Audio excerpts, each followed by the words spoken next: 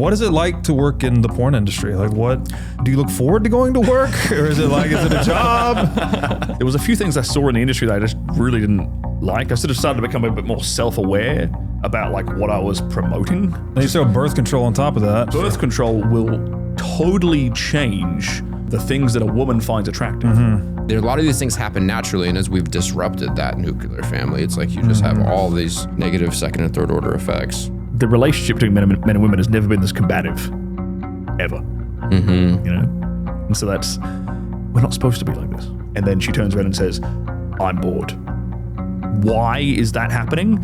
That is fundamentally the question that Red Pill answers. Talk about the red pill on human history. It's like, just follow the money, as they say. Yeah. Yep. Hard money's better than limp money. That's why I fuck with Bitcoin.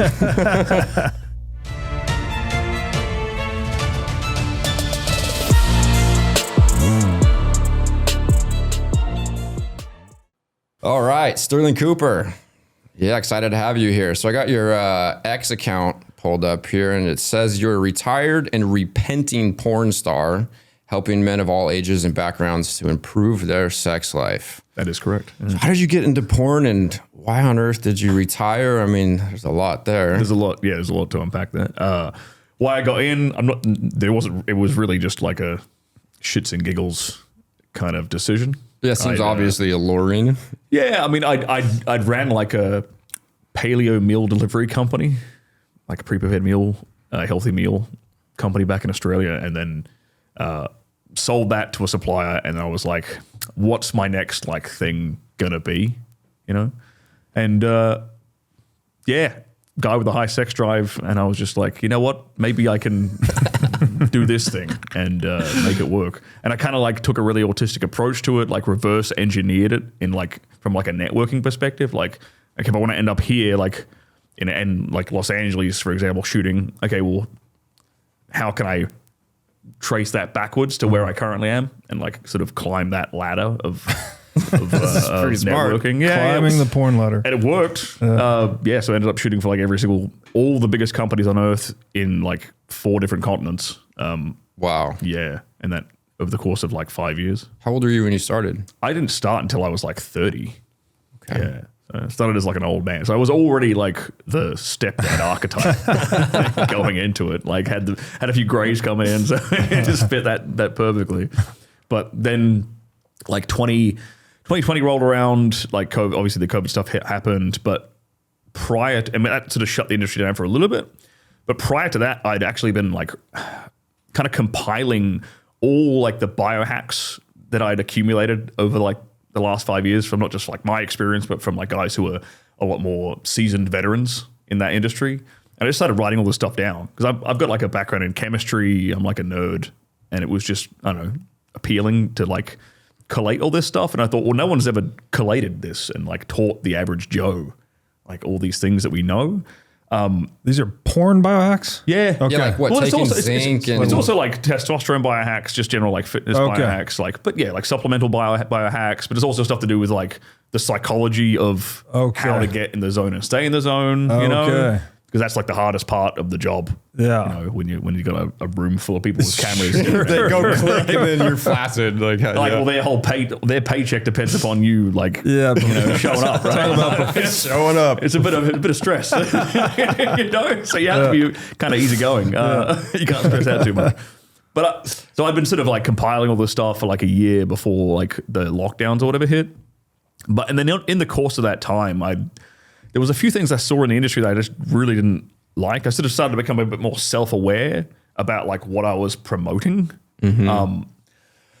They were pushing a really like misandrist stance. What does that mean? Misandrist is the opposite of misogyny. Okay. It was like man-hating. Yeah.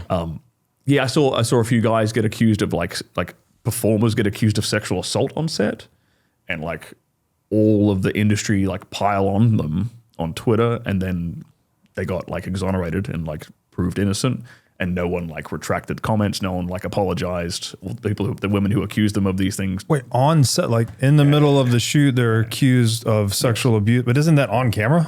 Like they're accusing of like seems like it'd be a short trial. They're accusing of like crossing like a line. Oh, okay. Like doing something on their no list or making them uncomfortable, whatever. Okay. And luckily, like there was 2 different instances like that I saw, and they had like behind the scenes cameras recording the recording. Okay. So like, and that completely debunked the claims that were made. Gotcha. And then I just saw that. I'm like, so everyone pile on without any hesitation. Yeah. And then I saw like nobody kind of retract and apologize. And I'm like, well, this seems a bit dodgy. There was that, and they were pushing like trans stuff like really hard in like 2019 to 2020. And like there was a few guys who were like on contract to companies who'd been in the industry for like 10 years doing only straight porn. And then they got them to shoot like a trans scene. I'm like, this is a bit interesting. What's going on here? Like, there was like were they tricked into it, or was I can't comment on that. Don't know. I know there was one pretty funny story. I don't want to like out this guy's name. But he was an old school like really like he was like in his 50s, like veteran performer, renowned for being an incredibly horny guy. He'd come out from Europe, right, and now he lives in America, and Twitter is the social media where all the industry sort of network and talk and stuff, and they all flirt that way too. Like everyone will be sliding in each other's DMs, being like, "Hey, you want to shoot a scene together?" Right? It's kind of their way of like hitting on each other. And this old guy, he slid in what he thought was a woman's DMs, and it turned out to be a trans performer. But he couldn't tell the difference. Right? Like possible, you know what I'm saying? Yeah. And then he's like, "Hey, I'd love to shoot with you." And she's like, "Oh, let's set it up." And then he got booked for a scene with this person. And then he rocks up on the day and is like, "Oh shit, what the fuck? This is not what I thought it was. I'm not going to do this." And then everyone just piled on him. And everyone was like, transphobia. Yeah. And it was like, fuck that. like, come on. Like the guy's Come the guy's in his 50s. Like this is a whole new minefield that he has never had to navigate in his life. That's like the ultimate catfish. Right, it's like come on, like cut the guy some slack. Yeah. But they didn't. Then I thought that was like, again, that was pretty indicative. And it's not to say like not to say I've got a problem with like any of these people who are trans or anything like that, but it's just like this idea that like you can't have like a preference. It's a sexual preference. That's what I was going to say. It's like, wait a fucking minute. That's I thought it was my body, my choice. Yeah, exactly. You know? Exactly. And so then it's on the other foot. It doesn't seem to be the case. So there was all that stuff. And then also like, this is a long answer to a short question, I guess. No, this is good. But there was a bunch, I started to get like guys in my DMs asking me for like help, for like advice and stuff like, oh, hey, having problems with like erectile dysfunction, what would you recommend I do? Or I have problems with like premature ejaculation, what would you recommend I do? And I started to help these guys out. And the first answer was always, look, just first of all, stop watching porn. Because it's the honest to God's truth. For sure. Yeah. It's the honest to God's truth. Like if you've got a problem with like premature ejaculation, it's probably because of the way you're masturbating, right? You're jerking off like at lightning speed to like pornography. Fucking death grip. Right? That too. Fucking. And if he's got a boner problem, like he can't get it up with his missus or whatever, like how much porn are you watching, bro? Like are you sitting there like fapping like all day, every day? Well, of course she's not going to, like your wife isn't like this perfectly photoshopped, perfectly lit up with a woman with a professional makeup artist and a boob job and a BBL and fake lips and like and all this shit. Yeah, if you're jerking off to that all day, every day, yeah, she's not going to be quite as exciting because she's a regular woman. Like she's normal. She's a human being, for God's sake. And so, like, just seeing this more and more and more and more, I was like, you know what? It's time for me to like get out of this. And then that was like 2020. I started like going on like on different YouTube channels, just talking to people about the industry and you know the way I can help guys. Eventually started my own channel. And then just as I sort of went further and further into like helping guys, I just started to realize like how big of a problem it is. Like it's really bad. Like there's a lot of young guys especially who are really screwed up from just excessive. It's so easy to do. You could just on your iPhone. It's like it's socially accepted. I remember the scene from What About Mary? I was probably like in my early teens. I remember that. You can't go out on a date with a loaded gun. Yeah. Blows a load on it, is hanging from his ear. It's like, wait, we're being indoctrinated. Like you need to be ready to fuck the world. You can't be some flaccid weak prolactin laden man. Bingo. Like, come on. It's like a, I mean, you guys are about my age. Like, we didn't have that growing up. Like access on your phone, 24/7 access to like an unlimited supply. I didn't know people watch porn on their phone. People just watch. I mean, it makes sense, but I missed that whole generation. Yeah, like now I believe like young boys are getting their first exposure to pornography at like something like somewhere around like the ages of like 10 to 12. that's when I was stealing one On of my their dad's phone. Playboys. Yeah. I got a Playboy with 17 boob shots. Bro, and like, that was your masturbation material for your entire life. Yeah. Like that one magazine that's hidden behind the couch or something. Like, that's what we had, you know? So like, but that is nothing compared to the level of novelty. One magazine with all the pages stuck together. Yeah. That's it, bro. It's like, and we were, because that was like a like, and you could even make the argument that was like bad for us. Yeah. You know, because if you look at, I know like my great grandfather, he had like 8 kids. Like, he was a horny motherfucker. Yeah. He didn't have access to this. Or Yeah, the the magazine. Sears Right. magazine It's like- with a blouse. Yeah, A woman in a blouse. exactly. Like what? Like Yeah. the old Irish Catholics, man, they're just cranking out babies instead of jerking off. Right. You're like, and now we wonder, like, oh, like we've got an aging population. We're losing, the birth rate's going down. It's because everyone's just jizzing away into a handkerchief. Yeah, Throwing of it down course. in the Exactly. trunk. Instead of like And you throw birth control on top of that. That's exactly Yeah. that's a totally like that's a rabbit hole. Yeah. Like, Yes, it is. birth control will totally change the things that a woman finds attractive. Mm-hmm. It almost inverses it. I've heard this. Yeah. Yeah, so women, when they're on birth control, they prefer men who are a lot more, let's say, have more feminine characteristics and are feminized. And then they wonder when they get off, but they're in a relationship with this guy, they get off birth control to have a kid with him. They wonder why they end up divorcing him because they're not attracted to the guy in the first place. Yeah. You know, their hormonal biology has completely been hijacked by the pill, Right. because it makes you think that you're pregnant already.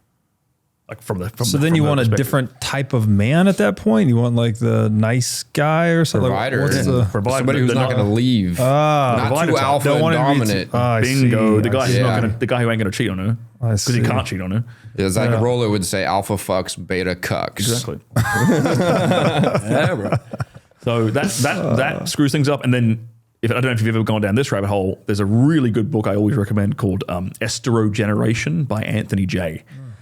It'll enlighten you. So now we have, he talks about all the different like estrogen mimicking compounds and phytoestrogens and things like that, and estradiol and stuff that we're constantly exposed to as men.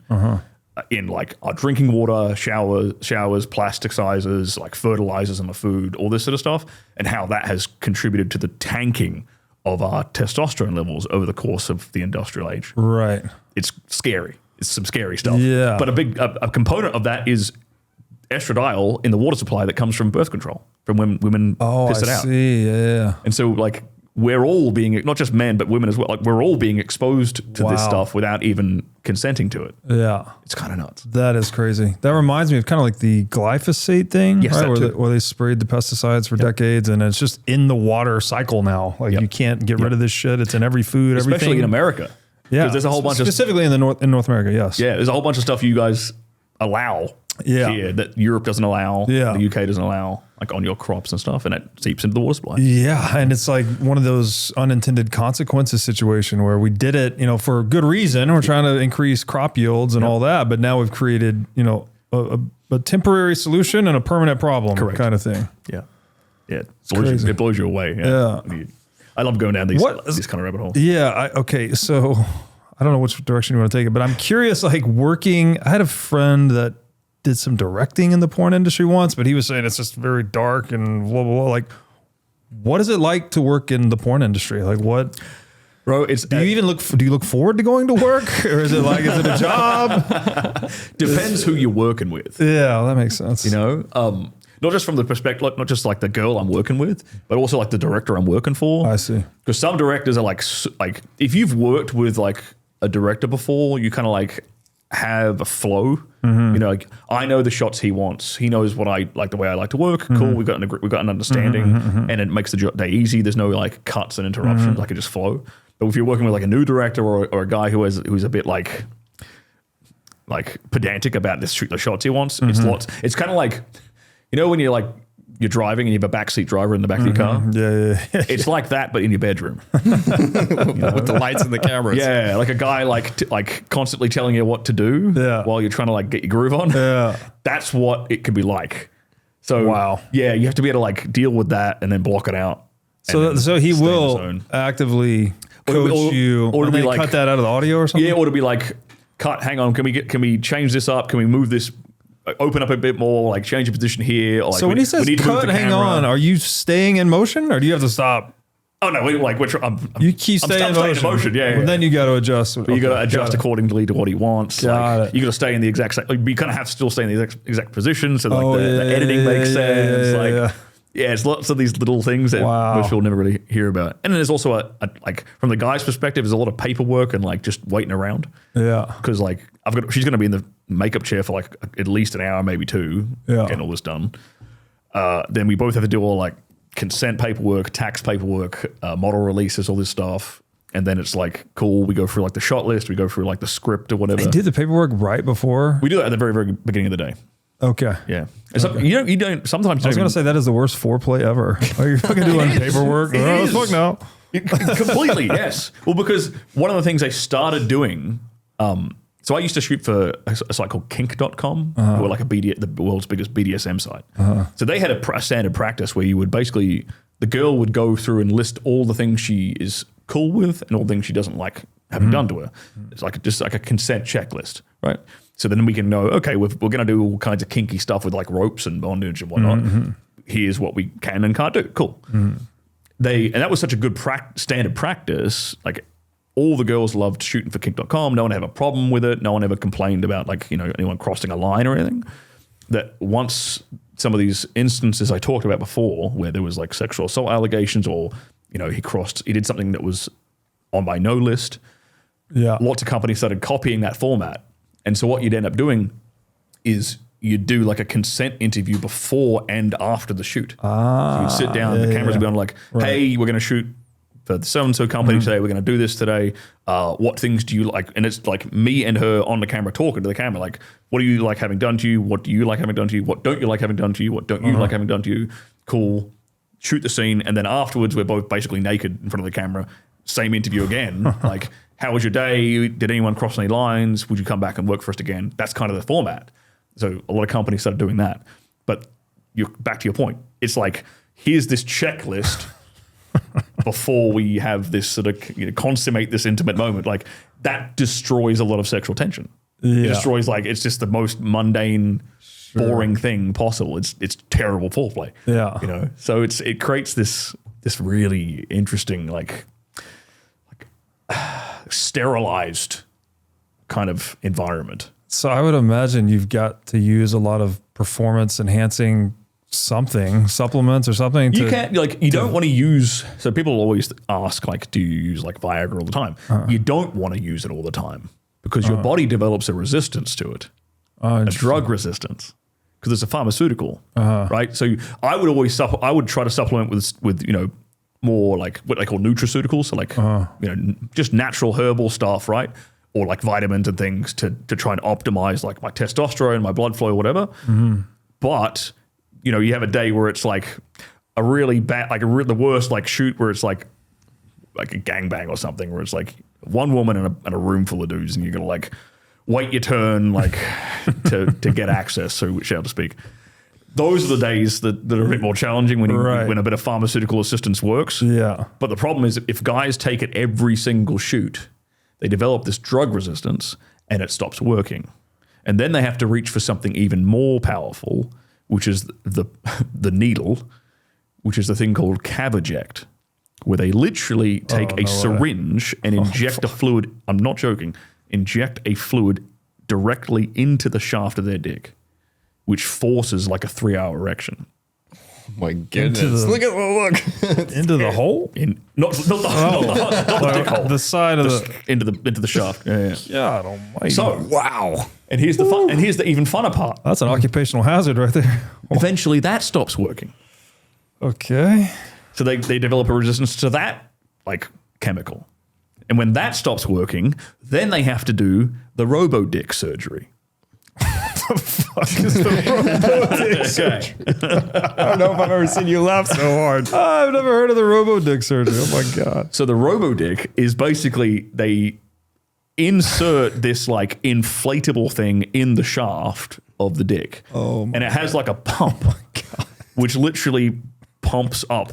It's remember those like Nike pump like the Air shoes? Jordans? The Air Yes. Jordans. It's like that.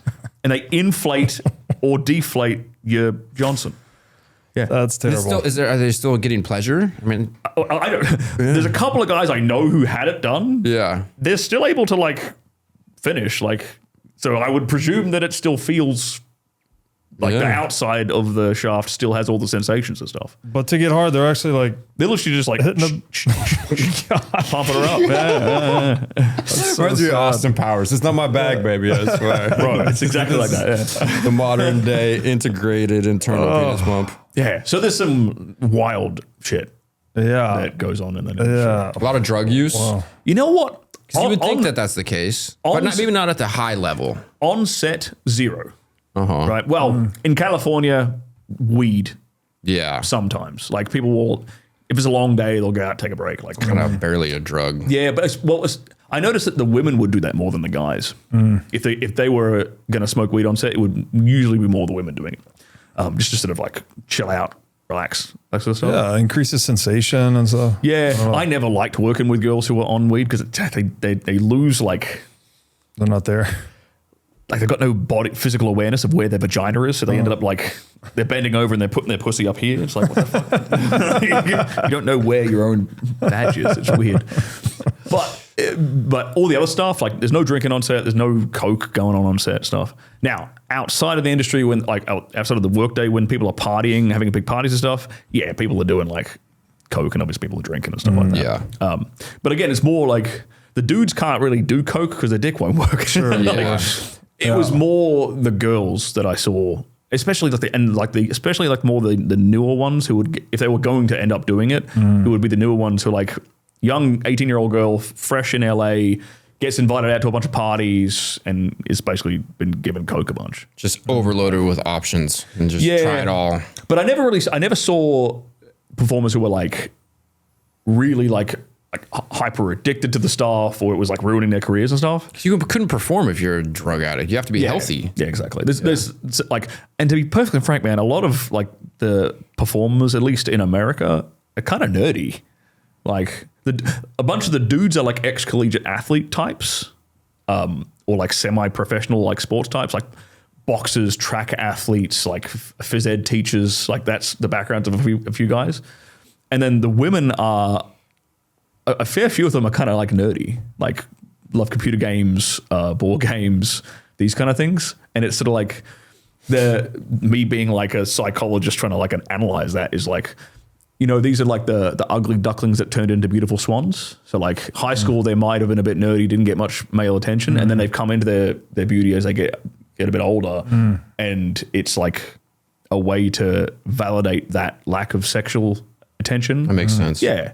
That's my amateur psychologist analysis of anyway.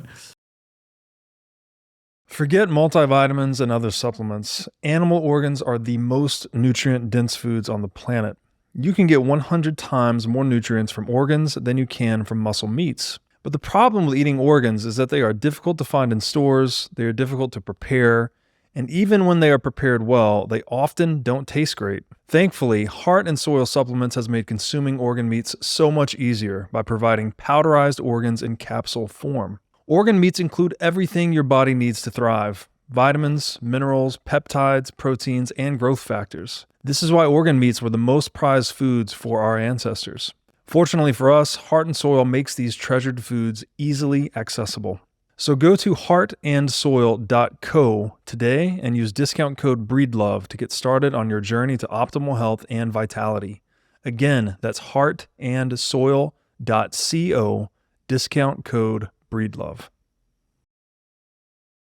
What if I told you that you could lower your tax bill and stack Bitcoin at the same time? Well, by mining Bitcoin with Blockware, you can. New guidelines from the Big Beautiful Bill allow American Bitcoin miners to write off 100% of their mining hardware investment in a single year. That's right, a 100% write-off. So if you had $100,000 of income or capital gains, you could write off that entire amount by investing it in Bitcoin mining hardware. Blockware's mining as a service allows you to start mining Bitcoin right now with minimal effort. Blockware handles everything from securing the miners to sourcing low-cost energy to configuring the mining pool. They do it all. You can stack Bitcoin at a discount every day and save big when tax season comes. So you can get started today by going to mining.blockwaresolutions.com/breedlove. Again, that's mining.blockwaresolutions.com/breedlove. Do you feel like what was, I don't know, how did it change you? Like how does being in an industry like that affect you, change you? Did you feel, I mean, I don't follow this stuff closely, but I've heard from a distance, women that will come out of porn will like have these tell-alls like, oh, it was so terrible and I blah, blah, blah. Like, did you feel like it was something you wanted to get out of, or was there any like ethical, like anything that was murky or not good about it? Yeah, and how's it different for men versus women? It's very different. Like there's instances like that you said where the women will come out and it's sort of like, you know, they'll regret having done it and they'll have these tell-alls. And there's a few women I talk to still who are kind of in a similar boat to me where they got out of it and they're kind of like anti it now. And we communicate, we share, you know, thoughts and stuff. And for them, it's I feel like a lot of women are kind of get into it for the wrong reasons. And those are the ones that end up coming out the other end a bit jaded about it or a bit maybe damaged by it. Honestly, man, I have not met a dude who's been in the industry who gets like damaged by it. Like all the guys who I still talk to who are in the industry, they're just like happy-go-lucky, like chill kind of guys. But because it's kind of it's this weird thing where like it if there was a negative aspect to it from a personal level, it kind of like for a few years it kind of killed any entrepreneurial instinct I had. Because it's like your body is like literally being you're like, making money doing your favorite thing, doing the thing that your body is trying to tell you to put effort in to get. Yes. You know? Yeah. So it's like, oh, well, that's sorted. Talk about two birds. Right? Now I'll just go play video games. Yeah. Like it's kind of like that. Yeah. And I guess like to put a different spin on it from my perspective, it actually kind of like, it was honestly a bit of a confidence booster. Like, of course, sure. I mean, because you end up doing something that most people can't do under high pressure scenarios. You learn to like, this is more of like a feminine word, but like body acceptance. Like, yeah, you just become like super comfortable in your own skin. Yeah. And like really hard to fuck with. Yeah. You know? So that's masculine too. I think getting comfortable in your own skin, especially when you're young, you've got to kind of figure it out. Exactly. So like it kind of, in a weird way, it kind of like got rid of a few like limited hang-ups that I might have had. I like kind of got over them and I'm like, not a big deal anymore. You become like, I'm very comfortable being the center of attention. That's not a problem. Right. In any circumstance now. So like, it's like, whatever. Like, fucking in a room at least I'm 12 I'm people. clothed now. So it doesn't really matter, you know?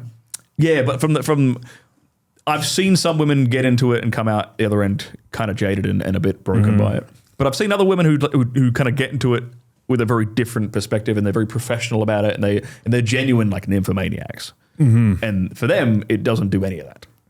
You know, right? So it's horses for courses. It's a very it's not a one size fits all kind of thing. For them, it's probably the two birds, one stone thing too. Yeah, exactly. Getting paid to satisfy the nymphomania. Yeah. And there hasn't been like many like personality studies, like official like scientific studies done on people in the industry, but there was one done I think in like the early 2000s or the 1990s, and it like tried to compare personality characteristics or traits from like average Californian women and then performers, right? Female performers. And there were some stereotypes that proved to be like correlated. So like the women who were in the industry were not 100% obviously, but like had a higher likelihood of being from like an adopted family, had a higher likelihood of being in poverty or living in poverty, had a higher likelihood of, past substance abuse, had a higher likelihood of having past like maybe childhood abuse or something like that, right? Probably poor relationship with the father. Yeah, but the correlate, but it was only like, it was like, 10 to 15%. Like it wasn't overwhelming. It wasn't it was higher than the average California woman, Right. but it wasn't like, it wasn't, 100% or even, it wasn't even 50%. Yeah. Yeah. Yeah. Which is a slightly higher correlation. So there is a correlation, but it wasn't what people would push. The stereotype that people would assume is that they're all like that. Right. That's just not the case. Right. There's a lot of girls in there who are highly educated have university degrees. Yeah. There's a lot of really intelligent people in that industry, surprisingly. Yeah. And people wouldn't think that. Yeah. That actually sort of makes sense, maybe, like because you take all the meaning out of sex if you're hyper, or you can, not to say you do, but Right. you could take all the sentimental meaning out of it and just make it more transactional. Right. Yeah. And then you could get the two birds, one stone thing. Yeah, going. exactly. Yeah. What? That's so interesting. Do people have relationships in porn? Performers date and get married and all that? Porn, you'll often get performers dating each other. You'll get directors and assistants dating actresses as well. Mm-hmm. Yeah. Because most of the people who work in the industry, behind the camera, most of the people are dudes. Yeah. With the exception of the makeup artist. Right. The vast majority of the assistants and PAs are guys from film school. Yeah. And they'll end up because you see the same people all the time. Sure. You're shooting the same guys and the same girls all the time. It's kind of funny. The average porn star, she's probably only having sex with 30 blokes. But it's the same 30 guys on repeat for years. Because the male talent pool in America isn't that big. In the whole country. Yeah, guys who are, there's more than that, but the guys who are actively shooting all the time, the guys who are shooting probably 90 to 80% of the material, it's 30 to 40 blokes. So It's the same, probably even less than that. One girl, 30 guys on rotation. Yeah. The guy for the guys, those 30, 40 guys are rotating between a good couple of hundred girls. Couple hundred girls. Yeah. This is across the US. Is that city by city? Yeah, most of it's shot in LA. It's probably, if I was going to rank the cities in terms of the amount of content they shoot, it would probably be LA, Miami, and then Vegas. Those are the three big hubs. Makes sense. Yeah. Yeah. But they do date, a bunch of them date, marry, get relationships and stuff. Or you have, and there's a few instances where you've got guys who have a wife outside of the industry and they have kids and stuff, and he just goes to shoot every day. Yeah, there's a few guys like that. That's wild. That's a pretty wild. Steely spined wife. Yeah. All right, honey, have a nice day at the office. She's a keeper. Yeah. Oh man. So you learned a lot about male-female psychology and some of the things that have changed over the recent years and since the feminist revolution. What's going on today? Men are struggling less. There's more versions, male versions than there has ever been before. Yeah. What's happening on that front? You know what's funny, and this is something you guys will find. This take is something you'll find interesting. I kind of recently came under this understanding. When you get a society, this is a pattern. What we're seeing now is a pattern that's repeated previously in history. When you get a society where the income disparity between men is massive, so basically there's no middle class, right? You have a few guys who have a bunch of money, and then the average guy is broke. You get women sharing men. Of course. Yeah. This has been seen again and again and again in history. When you have, a society where you have a big middle class and the average guy can afford a house, right? And provide for a family on a regular income, you get more monogamy. This pattern is consistent. So what we're seeing right now is basically soft polygamy, effectively, polygyny, where it's multiple women sharing one man, due to the financial situation we're in. That makes sense. Due to the money being funny. Fiat problem. It is literally the dating problem. If you just keep asking why, you go layers and layers deeper, it eventually comes down to a fiat money problem. Yeah. The dating problem is a fiat money problem. Yeah, it's similar to how we get more political polarization. As you get more economic disparity, obviously, Yes. all the have-yachts and the have-nots tend to go at it harder in the political arena. Yep, exactly. And then because women like money, like everyone else, that they either go with a guy that's got the stable income, or they go with 1/10 of a guy. That gets them what they need. Yeah, Rollo Tomasi has a quote where he's women will happily share, this guy rather than being saddled with. Does he say rather guy. share an alpha than saddle with a faithful beta? Yeah. Yeah. Exactly. You know, and that's what we're seeing. Because he can't, that faithful beta, he can't like provide her what these other guys can. You know, I don't personally think that it's an entirely a money thing, but is in like, there's not, the reason that, you know, these women are attracted to this guy is not in 100% money, right? But it's more like what that money provides. It's a security thing, right? Well, it's a security thing. Yeah. It's also a lifestyle thing. Yeah. It's a stimulation, excitement thing. Sure. You know? Right. And it's also a status thing. Because status is the most attractive thing that exists. Yeah. Like status beats everything. Like if you can, because there's plenty of examples, at least in my life, I've seen plenty of examples of guys who have status, but they're broke. And they have endless amounts of women throwing themselves at them. Perfect. A classic example would be like the guy who plays in a band, but he lives out of his van, right? Right. Like he's on stage everywhere he goes and he performs. He's getting attention on that stage and he's got status in that environment, but he's broke as shit, right? But he ain't got a problem getting pussy. So when you say stat, you mean like at the top of at or near the top of a hierarchy? Exactly. Yes. Well, it also, here's the more I've thought about this, like, well, status is and attention now, today, are kind of synonymous. Yeah. If we rewind the clock, social media years, changes it a lot. Exactly. Yeah. If we rewound the clock, right, you couldn't really get attention without status. You know, like you had to be someone important and significant. Yeah.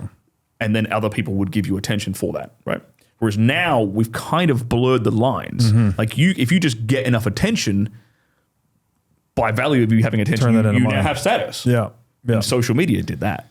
Yeah. Well, this is an interesting connection. So attention, status, and money.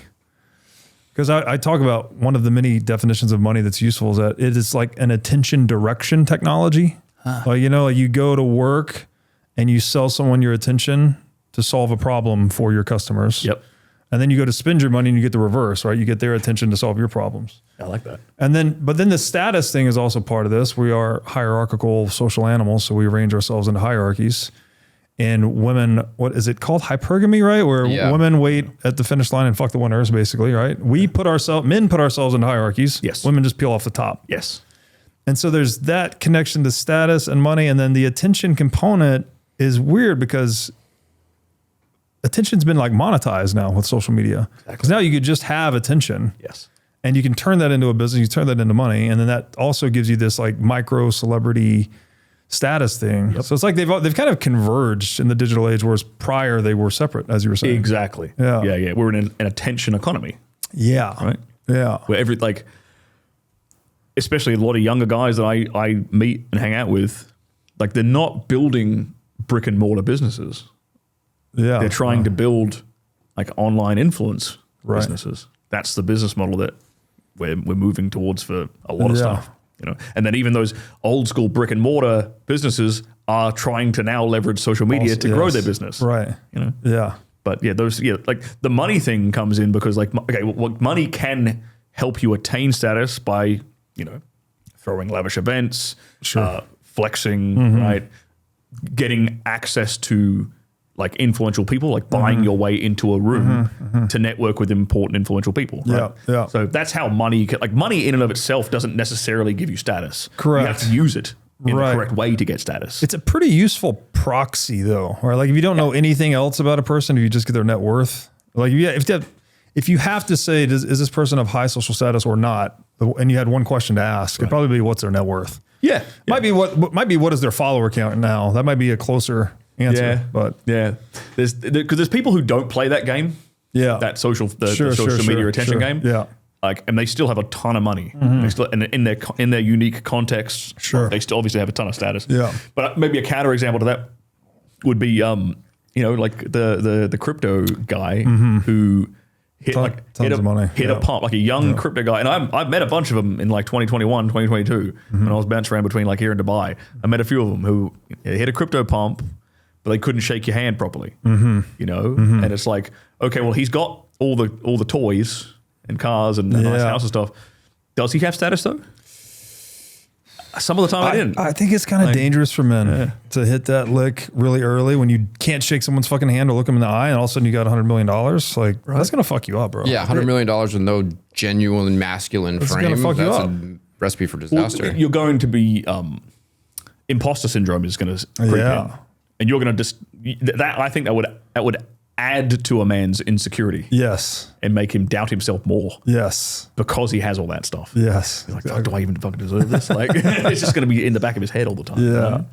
You know? Yeah. So what, okay. I wanted to go to the manosphere at some point because I still don't know. I don't know if you answered his question or not, but like, I want to just hear like philosophically, what is this stuff? You know, you keep dropping these quotes, Rollo. Yeah, Rollo Tomassi. We were supposed to have him on the show at some point, but it never worked out. I don't know what happened. But So like gynocentrism, like what's happening in our culture that's like feminizing men. Kind of would you speak it to a bit? And like how has that created this movement of people like yourself and Rollo Tomassi, where there's just like clearly this huge market demand for like men to share what's like so obvious, but like in hindsight, you're like, oh my God, that's so obvious. It's kind of like Bitcoin. You're like, oh, wait a second, it makes you see the economy in a way. It's so fucking obvious. Right. So what is going on that's causing this imbalance in our society and like such a need for people to be men to be teaching other men how to be masculine? Right. So this is, I mean, Rollo is the guy to ask about this question, so I do hope you get him on at one point. I'll try to do this without butchering it and having him like yell at me for getting something wrong. But basically, like this is like what they call the red pill in the manosphere. It's been around since like the 90s, like this, or early 2000s. Early 2000s.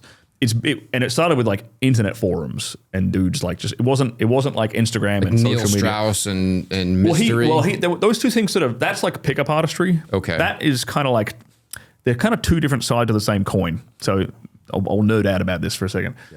So the pickup artistry stuff, like you see, like the mystery and the Neil Strauss stuff, that's kind of like the what to do, like the practical what to do thing.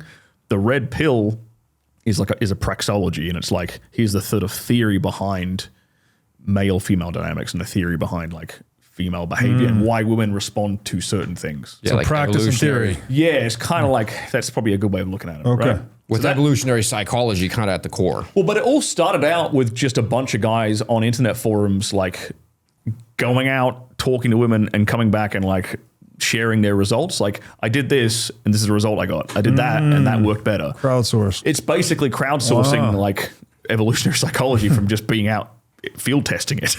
So that's where it all started. And like Rollo's been writing since like the early 2000s, man. And he's been, using the term red pill since then. Again, I'm hoping to get the dates right. And then it really, like it only really catapulted and became like kind of a more mainstream, more well-known, like kind of came out of the shadows of internet forums.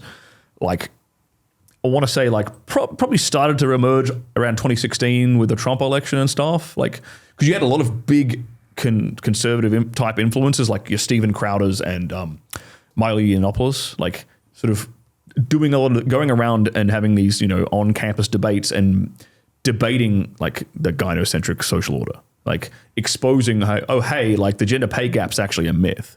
Like men just choose more risky and well-paying careers, and women tend not to. Work longer hours, the whole thing. All this stuff, right? It's also married men that top that curve too. Exactly, it's not single men. Yeah, exactly. So there's all these these guys started going around and making a lot more men aware of debunking a lot of feminist talking points, right?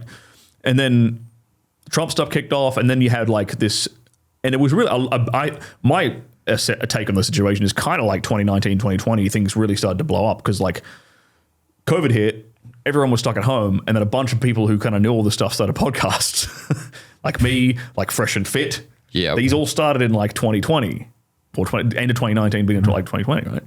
And a few other guys, and like the people who really kind of brought it like mainstream, you could probably say it's Fresh and Fit, like honestly, because they're the ones who first started to do the panel of girls talking to guys thing. That hit, so entertaining, but so much value in that. But they created that format. Yeah, no one really did that. I mean, it's kind of like it's a bit like Jerry Springer, I guess. But like, no one brought that to the internet before them. They started it, and then a bunch of people copied them. Yeah, now you have like the Whatever podcast, which is a really big one. You had Just Pearly Things doing the same thing in the UK. So like they kind of created that format. And they should be credited with that, in my opinion. And then that I think is what really caused it to like become more well known. is like all these little, and it was like TikTok and Instagram, like that short form format, TikTok specifically, is what caused it to go everywhere, you know, because for the first few years, like when TikTok hit the US, it was a genuine organic social media platform. They didn't throttle anything. Right. They let content just get genuine views and explode. So like anybody could become internet famous from TikTok. And that's what Andrew Tate did too. He capitalized on that at the exact same time, maybe like 6 months after that. About 6 months after Fresh and Fit started to explode, you saw Andrew Tate become like a global phenomenon through TikTok. So like, and then, you know, they've kind of pulled the reins in a bit on TikTok. It's a bit hard. They put a lot more, you know, buffers on it. It's not as easy to sort of really go that organically viral anymore. But now Instagram's kind of like loosened its reins a bit, and you're seeing more things on Instagram going everywhere. So like these social media companies are kind of competing for like the lion's share of everyone's like attention. Yeah. You know? And the only way to really do that, and Elon Musk is an example of this buying Twitter, the only real way to do that is to like loosen up the restrictions and let people just speak freely. Spoken like a true libertarian, right? just leave people alone, right? Yeah. Let the market sort it out. Yeah. That's my take. That's kind of like a bird's eye view of and that, all like where this whole kind of movement came from. Yeah. And I want to add in another quick question before you go. Yeah. So there's a different...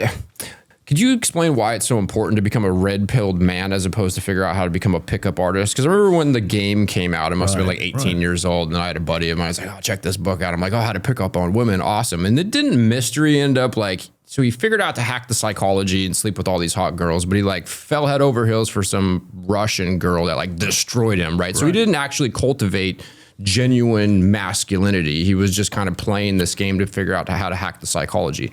There's a fundamental difference there, right? Yeah, I mean, and it's just, that's a situation that is mirrored by a lot of guys. Like you'll see like Will Smith. You'll see regular like Hollywood celebrities getting disrespected by their wives. Like losing, or you would say losing frame in their relationship with their wife. Like very objectively successful in every other sphere of their life. Tom Brady, another example. His missus leaving him. Like they're objectively, they have their shit handled and everything else, but they are blue-pilled in their understanding of female nature. And that is what lets them down. That's what causes them to lose the frame in their relationship and not understand why their woman, like, the classic example is like, oh, I've been faithful to my wife for like a decade. I've provided, I've taken care of the kids. I've done all the right things. And then she turns around and says, I'm bored. Fuck's the pool guy. I'm not, like, I've fallen out of love with you. And it's like, because that's probably the most common scenario, is like answering that, why is that happening? That is fundamentally the question that Red Pill answers, is like, there's something like, what is about female psychology that needs, like, the way I like to describe it is like women need chaos. There's an element of the female psyche that just needs a bit of chaos in their life. And if you're too like perfect in every regard, then she will get bored and she'll leave you. Like Tom Brady, for God's sake, it's Tom Brady. Like, he is the top dog. Right.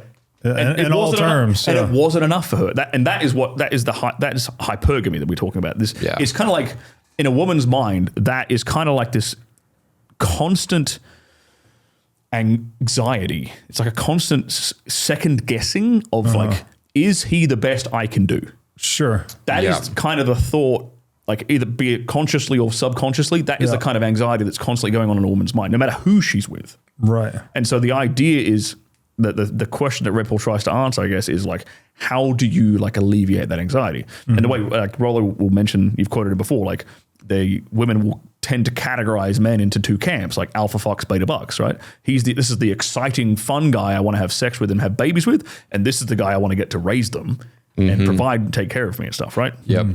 And he'll end up getting divorced. Yeah. Right? And the question then is like, well, how can you be both of these men simultaneously in one for her? Yeah, and it's a challenge too because women, it's my understanding that they will like subconsciously test you. Like there's this constant battle, this tension, right? And we just want to make them happy. Like, yeah, all right, whatever you want. But if you give into that to a certain degree, there's this element of like a psychological subconscious understanding that they just made you their bitch. Yes. And if that's the case, then so can someone else in the outer world. And how are you going to protect them and keep them safe? And all of a sudden that deep burning desire is done. Yeah, completely. Yeah. It's like women, like if everything is, if you just make them happy and you do everything to make him happy, like eventually she's going to start drama somehow. Like she'll find a problem, you know? And that's what I mean when I say that women have this desire for chaos.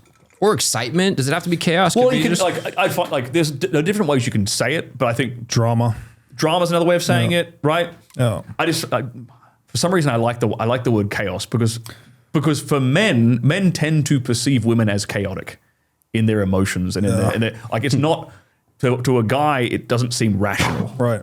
Right? So what would be the opposite of rationality would kind of be chaotic. And these are principles of reality, right? That the masculine orderliness and the feminine chaos. Yeah. It's not, we have a negative connotation with chaos, but it's everything. It's the future is chaotic, right? It's unpredictable. It's the source of all creation. Like that's why women are portal for humans, right? Yes. Because it is the feminine creative essence. Yep. And we are the ordering essence. So it's like structure meets flow, and that's the way the world works. Exactly. It's not just men and women. Yes, exactly. And so when women get hung up, like, oh, I'm not chaos, it's like, you're doing it right now. Like, what are you doing? Proving my point. Yeah. But everybody, like men do also like chaos to a degree. Like, why do you think gambling is so much? Yeah, of course. We all do. You roll that dice. Yeah. It's chaos. Yeah. With what number that dice is going to land on, right? We like to be on the edge. Yeah. Right. It's like, surfing. I remember watching this Tony Robbins. Is it Tony Robbins? That's what I'm thinking of. Like the big guy who speaks really. Yeah. Oh yeah. Tony Robbins. Like years ago, I watched this TED talk he gave, which was about like the basic human needs. And it was like, I think it listed like 5 or 6 or something basic human needs. But the first 2 basic human needs he listed off were certainty and then uncertainty. Interesting. Like you need, and like the way you explained it was so poignant. Like you do need both. Sure. If everything in your life is certain and you are bored shitless. Yeah. Right. Of course. That's why people jump out of airplanes. Of course. And skydive. You go to parties. Exactly. So, yeah. You do need an element of uncertainty or chaos, however you want to describe it. You do need that element of uncertainty. It's a basic human need. You know. Now, I think women need it a bit more than men do. Well, not a bit, a fair bit more than men. You know? That lands. But so let's go back to the example then. The guy that's done everything right, he's provided and been married for 10 years and done all the things right. Like what should he have done differently? Like what are the strategies to, I don't know, microdose your wife chaos over time so that in a safe and controlled manner? Yeah. Like what does that even tactically look like? Well, it could, like some people's lives are just naturally chaotic, you know, like a good example is like a guy who's constantly traveling for work and he's not around her 24/7. And so she has this in the back of her mind. She's probably thinking, is he cheating on me while he's on the road? Yeah, sure. That jealousy. That will feed that. If he has the ability to do so. Like women want a man who can cheat but doesn't. Exactly. Right, okay. Precisely, yes. So like, and jealousy is a chaotic emotion. But jealousy deals with that insecurity in her mind, that hypergamous insecurity in the back of a woman's mind of like, is he the best I can get? Well, if other women are going after him, then that's probably a yes. You know, so if the jealousy kicks in, it's probably a good thing, right? Pre-selection. Yeah, it's pre-selection. That's why being the center of attention is attractive because other women are giving you attention. Ergo, they must find you attractive. Ergo, he is attractive. Right. It's like outsourcing their like biological filter to the crowd. Right. In a way, right? Well said. Right. But so that's just one example of like traveling for work a bunch adds chaos, right? Being attractive to other women, being around other women, not necessarily cheating or doing anything, right? But just being having attention from other women adds that jealousy, which adds that element of chaos, right? If you're the guy who like is not attractive to any other woman, it gets boring and it creates that insecurity in her mind of like, did I make the right choice? Right. You know, and it's like, and not being apologetic about that is a pretty important thing because if you said before, if she can make you a bitch, like, oh, don't worry about her, honey. It's like No. Be playful with it. Yeah, tease. Make it fun. Be right. teasing. Like, Yeah. This is flirting. Yeah. Like women call this flirting. Like, but guys will sit there and like try to defend like being attractive to other women and like trying to alleviate her anxiety and jealousy. It's the opposite. You actually kind of want to play with it and amplify it a bit. Like let the jealousy come in and out because it's just an emotion. Yeah. And it actually helps. Like it helps her.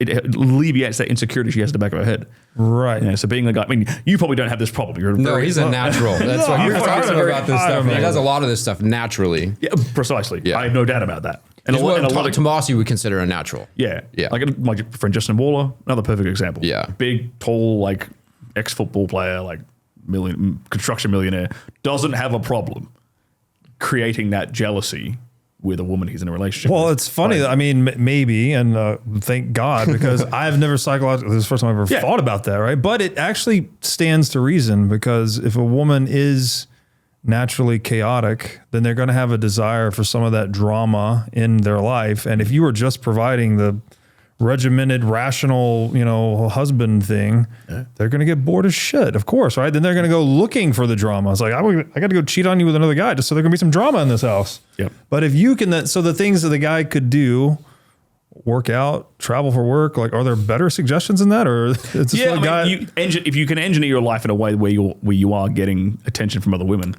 like if you're getting, like, isn't just being a guy who has status is like the ultimate hack. Now, I know this is not, it's hard because it's not possible for like every single guy. Sure. And it's like the semantics of like, how do you, like, I'm not a guy who's been in a 10-year marriage, So everything I say in regards to this is pretty hypothetical. Yeah. But Rollo Tomasi's, like, people look over it, like I think it's his second pretty sure it's his second book, is filled with like kind of real practical, like, here's some step-by-step things you can do that can kind of make sure that this frame is correct. Like, it's because if you don't get this shit sorted, then you end up like with the examples we've given. Like, you're in a 10-year relationship, you think you've done everything wrong, you got kids that you love, and a dad bod. Well, maybe you got a dad bod. You probably shouldn't get to that point, but then it can all be taken away from you because of the way that legal structure is set up. Sure. In most of the Western world, like it's the divorce courts are all. Primarily in favor of women. Yeah. Like you family court courts primarily in favor of women. It's like almost incentivizing women. It's giving them this easy out. There's no social repercussions. Repercussions. They take half of your shit. Yeah. It's completely incentivizing. Yeah. So like, and people respond to incentives. Libertarians know this, right? Like, if you incentivize certain things, you're going to get more of it. Sure. So we're effectively incentivizing. Like there's no actual incentive for a man to get married, other than like the only thing that's making men still get married today is social pressure, and like it's the thing that it's just a social norm. Well, what about creating the right container for children? I mean, but you can like I'm totally on board. I don't know with like the whole like what is the other what's the alternative to that? No, I'm not saying you don't be in that relationship. Maybe just keeping the state out of it. Yeah, I'm just right? saying if you keep the state out of it. Oh, sure. That's kind of my point. Yeah. Like I'm totally like if you want to get married in a church, like you want to have a religious ceremony, fantastic, all the better. Okay. Yeah. And actually, and I would say that's kind of a test too. Like if you have a woman who's actually who claims to be religious, it's like okay, let's get married in the eyes of God. Yeah. And let's keep the state out of it. Yeah. Is she going to have a problem with that? Right. That'll tell you a lot. Now, what about then a prenup obviously is key to this too. Yeah. I mean, you can fix the incentives with a prenup. Yeah, but prenups, from my understanding, at least from like lawyers I've talked to, it's not quite as airtight as people think it is a lot of the time. Interesting. But again, I luckily haven't had to have this direct issue myself yet. Yeah, and I intend not to. So you intend no marriage for you? I would rather have a religious marriage and keep the government out of it. Yeah. I think that I want to be with a woman and raise a family with her like a traditional way. Yeah. But I don't like the idea of the state getting up. And then what if you meet a woman that needs that passport? Yeah, that could be the problem. Like with my unique situation, given being living in America, being an Australian passport holder, like it adds a layer of complexity to my exact situation. Yeah, so that's important. Maybe I'll have to bite the bullet, just for the sake of like being able to get that airtight prenup, or being able to have a woman living in the same country as me. Yeah, like that adds complexity. for most people watching this, that's not going to be their situation. Yeah. You know? Sure. So they can probably play a bit more loose with the Yeah, rules. although I would say if you're an American, you should try to go outside the country because it's slim pickings over here. I'll disagree with that, man. right. I think there are lots of women that are of high caliber in the flyover states in Middle America. You are from Australia, right? Yeah. Okay. And I've spent time in flyover states. Yeah. You know, and I've seen lovely women. Mm-hmm. It's not as clear cut as people think. I think most people are just fishing in the wrong pond. Mm-hmm. Like they're fishing in Miami, New York, LA. Mm-hmm. Okay, by virtue of the fact the way that these cities are set up and the way these cities are glamorized, like Miami is a flexing city, you're going to attract a certain type of woman to that environment. For sure. Cool. Yeah. Now, does it help? Like I don't think the Amish ain't got any problems finding a good wife. Mm-hmm. Yeah. So like it does help if you're in certain environments and you're tapped into certain social networks. And I think in middle America, flyover state America, you have a lot of these like there are a lot of like wholesome networks that still do exist. Yeah. They're not complete. It's not as good as it was, but it's not completely non-existent. Yeah. You know, like I know it's bleak. But I prefer to err on the side of being positive about it. No, I think I just romanticized women outside the U.S. They seemed to be much more traditional and feminine. And my somewhat limited experience, like I grew up in the U.S., but then I traveled abroad for a while and dated a few women that are not Americans, and I just had better experiences. Yeah, I mean, I'll admit I've had better experiences with women from like Eastern Europe, but it's not necessarily grass is always greener, right? Like in my experience, the Eastern European girl might be a bit more feminine, you know, maybe traditional in that sense, but they tend to put a higher weight on income, even more than an American girl, right? You know, so there's always a trade off somewhere. Yeah, female nature is still female nature. Yeah, everywhere you go. Yeah, like what a lot of passport bro guys end up doing, they go to South America, they get a girl, they bring her back to America, and she's Americanized. Yes. So it's like, well, you went for this woman you went there to find a woman who is not Americanized, and you're bringing her back into the American culture. So what do you think is going to happen? You know, so it's more of the environment than like, you know, being women who are Eastern European, women who are Latin American, whatever, being a specific way. It's the environment that they're raised in. Right. So it's like, okay, we got to try and find that environment somewhere where you are. Yeah. Bitcoin custody is evolving. Onramp is pioneering a new model, multi-institution custody, which eliminates single points of failure and adds fault tolerance to your setup. With Onramp's multi-institution custody, your funds are auditable on-chain, cannot be rehypothecated, and can only be moved with your explicit direction. Multi-institution custody simplifies private key management, providing unparalleled peace of mind for you and your loved ones. Onramp also helps you seamlessly tap into financial services like trading, inheritance, loans, and more, all without compromising on accessibility. So schedule a consultation with the Onramp team today to learn more at onrampbitcoin.com/breedlove. Again, that's onrampbitcoin.com/breedlove. One of my highest health priorities is keeping my brain in top shape. To take care of my brain power, I do many things, such as striving to read, write, exercise, and meditate daily. One of the latest tools in my brain power toolkit is MindLab Pro. MindLab Pro is a nootropic supplement that is scientifically proven to enhance your brain power. When I take MindLab Pro, my mind feels like it has a better grip on the world, my thinking is more lucid, and the articulation of my speech is radically improved. MindLab Pro has been tested in rigorous, double-blind, placebo-controlled human trials and has been proven to enhance brain power for users in every age group. MindLab Pro is an advanced formulation of 11 nootropic ingredients and is backed by research from over 1,400 human trials conducted over the past 32 years. So if you're looking to enhance your brain power, MindLab Pro is an excellent solution. Go to mindlabpro.com/breedlove to start enhancing your brain power today. Again, that's mindlabpro.com/breedlove. You know? So if you come into America, what is that dating app? Farmers Only? I've never heard of this. You've never heard this? No. I haven't It's either. all farmers' daughters, and all this stuff. Apparently, way. I've never been on it, but Shit. sounds like. Do you have to prove that you're a farmer? I don't know. I think you just got to hold a pitchfork. What's the filter for this?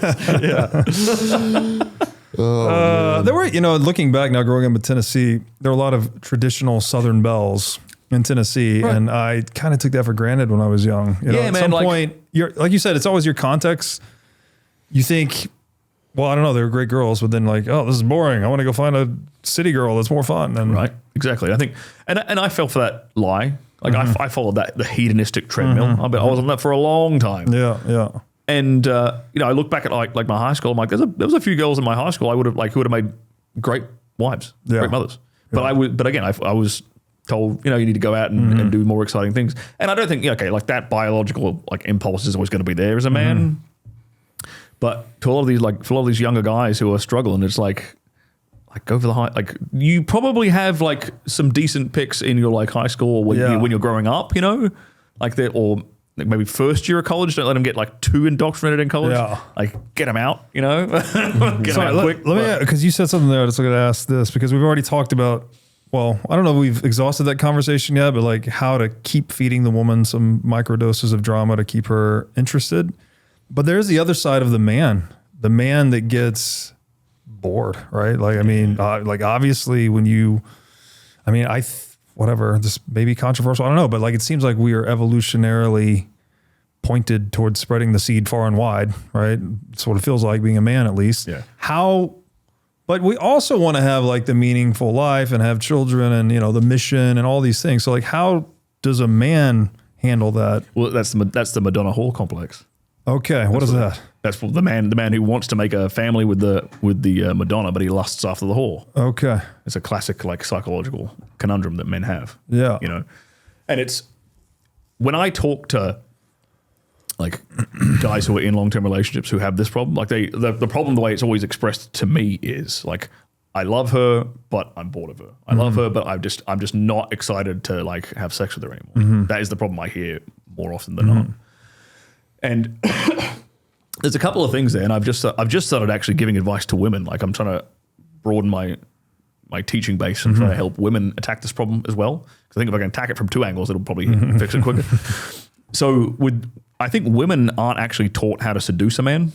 Well, like even though ironically we're in a hypersexualized society, young women are signing up for OnlyFans straight out of high school, TV shows, music videos, movies. They're a lot more provocative. We got access to pornography in the palm of our hand all the time. Like it's normalized, right? Social media. Every girl is trying to is competing to show more and more skin on her Instagram, right? So we're hypersexualized, but that is different from seduction because seduction or building sexual tension is about anticipation.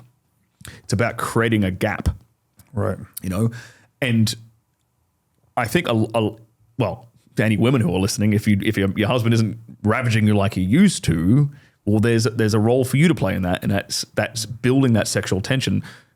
Like a really simple, practical thing is sexting during the day at work when you are away from each other, because that builds like that anticipation, going back into your memory bank and recalling a time when the two of you just like absolutely destroyed each other. It's like, remember that time in Tahoe when we did that thing on the balcony, like plant that seed when he's at work, or when she's at work, right? And then let that tension, anticipation build up through the day. So when you come home, it's like rip her clothes off time, right? But also along the same lines of that, just don't be up in each other's business all the time. If you're around someone 24/7, so true. You become their friend, not their lover. So true. So you have, and we're not. I don't think we're meant to like be around our woman all the time like that. She has to have woman time, and you have to have man time. So you guys are separate. And specifically she's only hanging around with girls and you're only hanging around with guys. And there's no woman involved there or anything. So the guy, that masculine energy can build, and the testosterone levels can rise, and you can vent and get shit out, right? Speak freely without any judgment. And she can do the same thing, right? And then you can come back together with all that. Because when women talk about their problems, their cortisol levels drop. When guys talk about problems like that, their cortisol levels go up. So that's one of the biggest problems with like For sure. living with a woman is like she wants to like talk about something. You want to solve it. You want to solve it, right? Your cortisol goes down by solving the problem. Yeah. But her cortisol goes down by just talking about it. Yeah. Right? So the solution to that is she talks about it with her female friends. And you make yourself busy doing something else with your guy friends. Like that's the actual solution, not be up in each other's business and talk more. Like my biggest pet peeve with like marriage counselors and shit like this is this idea of like talking about your emotions, talking about your feelings and stuff, as if that has ever saved a marriage. No, that'll dry her up like the Sahara. Yeah, because They tell you they want that. and they don't. Yeah. They clearly don't. What women say they want and what they actually respond to are two totally different things. 100%. Totally different things. You know, so like I've saved more marriages through teaching guys how to dick a girl down properly than a marriage counselor has saved from just telling them to talk more. Like honest to God. Like I get these emails all the time. Like you've saved our marriage. Our marriage has been, and this goes back to give you more examples about that chaos idea, right? The bedroom can do a lot of this because there's an element of your capacity, emphasis on the word capacity, your capacity for violence as a man is attractive to women. It's arousing to women. This is why fighters are very attractive to women, right? It's why the guy who is a completely harmless pussy is not attractive to women for the most part, unless maybe perhaps they're on the pill. So sex is kind of like violent simulation. Sex is you think about it, your dick is a spear and you're like penetrating. Like it is a violent act in and of itself, right? Now it's safe violence, right? Yeah. But it is still somewhat It's about power. About power. Yeah, it really is. And for her to really respect you and for her to feel like she's with a man that like she's made the right choice to alleviate that hypergamy, that anxiety of like, did I pick the right guy? Like being able to take a woman with passion, with dominance, you know, like it's not a very controversial thing to say that a lot of women like rough sex. This is the thing that gets them off. This is what is written about in countless romance novels, countless Mills and Boone things that I caught my mother reading when I was a kid. I'm like, this shit is perverted, you know? And then we had 50 Shades of Grey, which everyone knows about. Like it was the best. It's a bestseller for a reason. Like there is an element of the female psyche that it responds very positively to rough sex. Cool. And I teach guys how to sort of inject that back into their relationship, that dominance and that spontaneity and that passion. And they tell me at least that it works quite well. They'll go, like their woman won't be nagging them anymore. Their woman's not asking them to take the trash out anymore. And all he did was pull her hair and spank her around a bit. And he hasn't done that because he hasn't done that in like 5 years. Yeah. You know, he started to fuck her like a man again. And now she's like, oh. The word that I've heard women use to describe it is they melt. Right. That's the feeling you're trying to give her. Yeah. The feeling of her she feels like she's just melting away in your presence. If we think about that for a second, we analyze that, right? If she's just melting, right? What does it mean? It kind of means that her thinking brain is switched off. For sure. She's present. She's in her hind brain. She's in her like mammalian like brain, and she's not thinking about doing the dishes. She's not thinking about the laundry. She's not thinking about taking the kids to school. She's not thinking about paying the bills. She's not thinking about any of this crap. You've just allowed her to be completely present. She's in her feminine too. Bingo. Yeah. Yep. You have to create that polarity. Yeah. That's why more dominant sex from a man, more rough and tumble manhandling, it creates that polarity because you're being in your masculine, so she is naturally drawn back to her feminine. She's allowed to be in feminine again. Yeah. Because if a woman comes home from work, like her work for most women is going to be a masculine environment. She's going to be making decisions, having responsibility, being combative and competitive, thinking rationally, right? Yeah. These are all on the masculine end of the polarity. Yeah. So she comes home, the two of you come home and you're trying to be intimate together. You need to push her out of that and back into the feminine. Otherwise it's like it's two magnets repelling each other, right? Because you're both coming with the same polarity, Yeah. So you have to be like the easiest, simplest way I've found to get her back into that feminine is through sex. For sure. Is that why one of the biggest flexes is to take your wife out of the workforce? I think so. I don't even look at it as a flex. I look at it as like saving the marriage. Yeah. Like I don't want my woman working. Like, and I'm fortunate that I can do that. Yeah. I'm in a position to do that. And it's like, and I know a lot of guys have like, there's a lot of big influencers who have a very successful business with their woman, where they're both like entrepreneurial types. Yeah. Cool. If it works for you, go right ahead. I'm not telling you to stop doing that. But I just know what I've had success with allowing, like, just let me take care of it, and I'll like keep the house tidy, make the house a home, cook, and we'll have a great time together. Yeah. You know, it's I think the polarity works, and it obviously worked for quite a long time. Sure.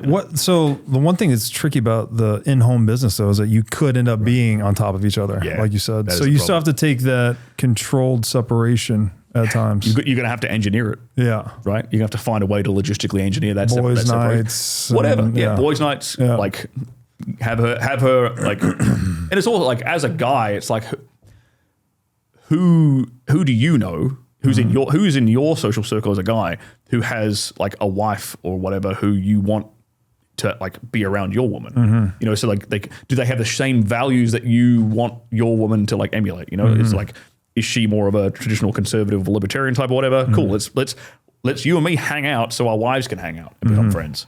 You know, because otherwise, like if you don't like, people think that like these things just magically happen. You have to engineer it. Like I call it serendipity engineering. Yeah.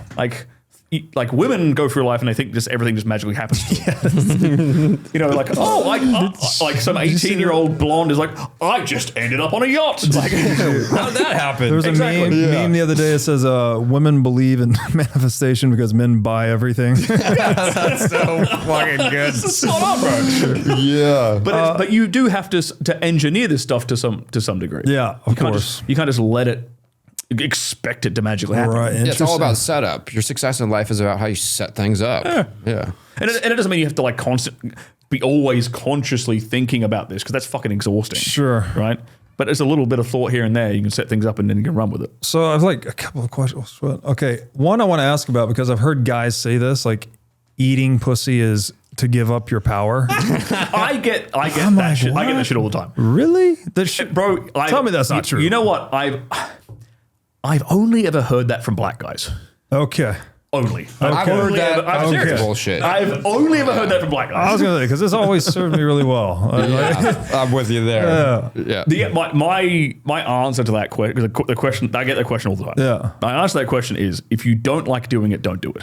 Yeah. If you, because I love doing it. Yeah, me too. Yeah. And I love that I can control her body like that through that, like, because I know what I'm doing. Yeah. So it's like it's all, if you frame it in the right way, like you actually do have more power over her in that moment. It's the same. I'll flip it on you.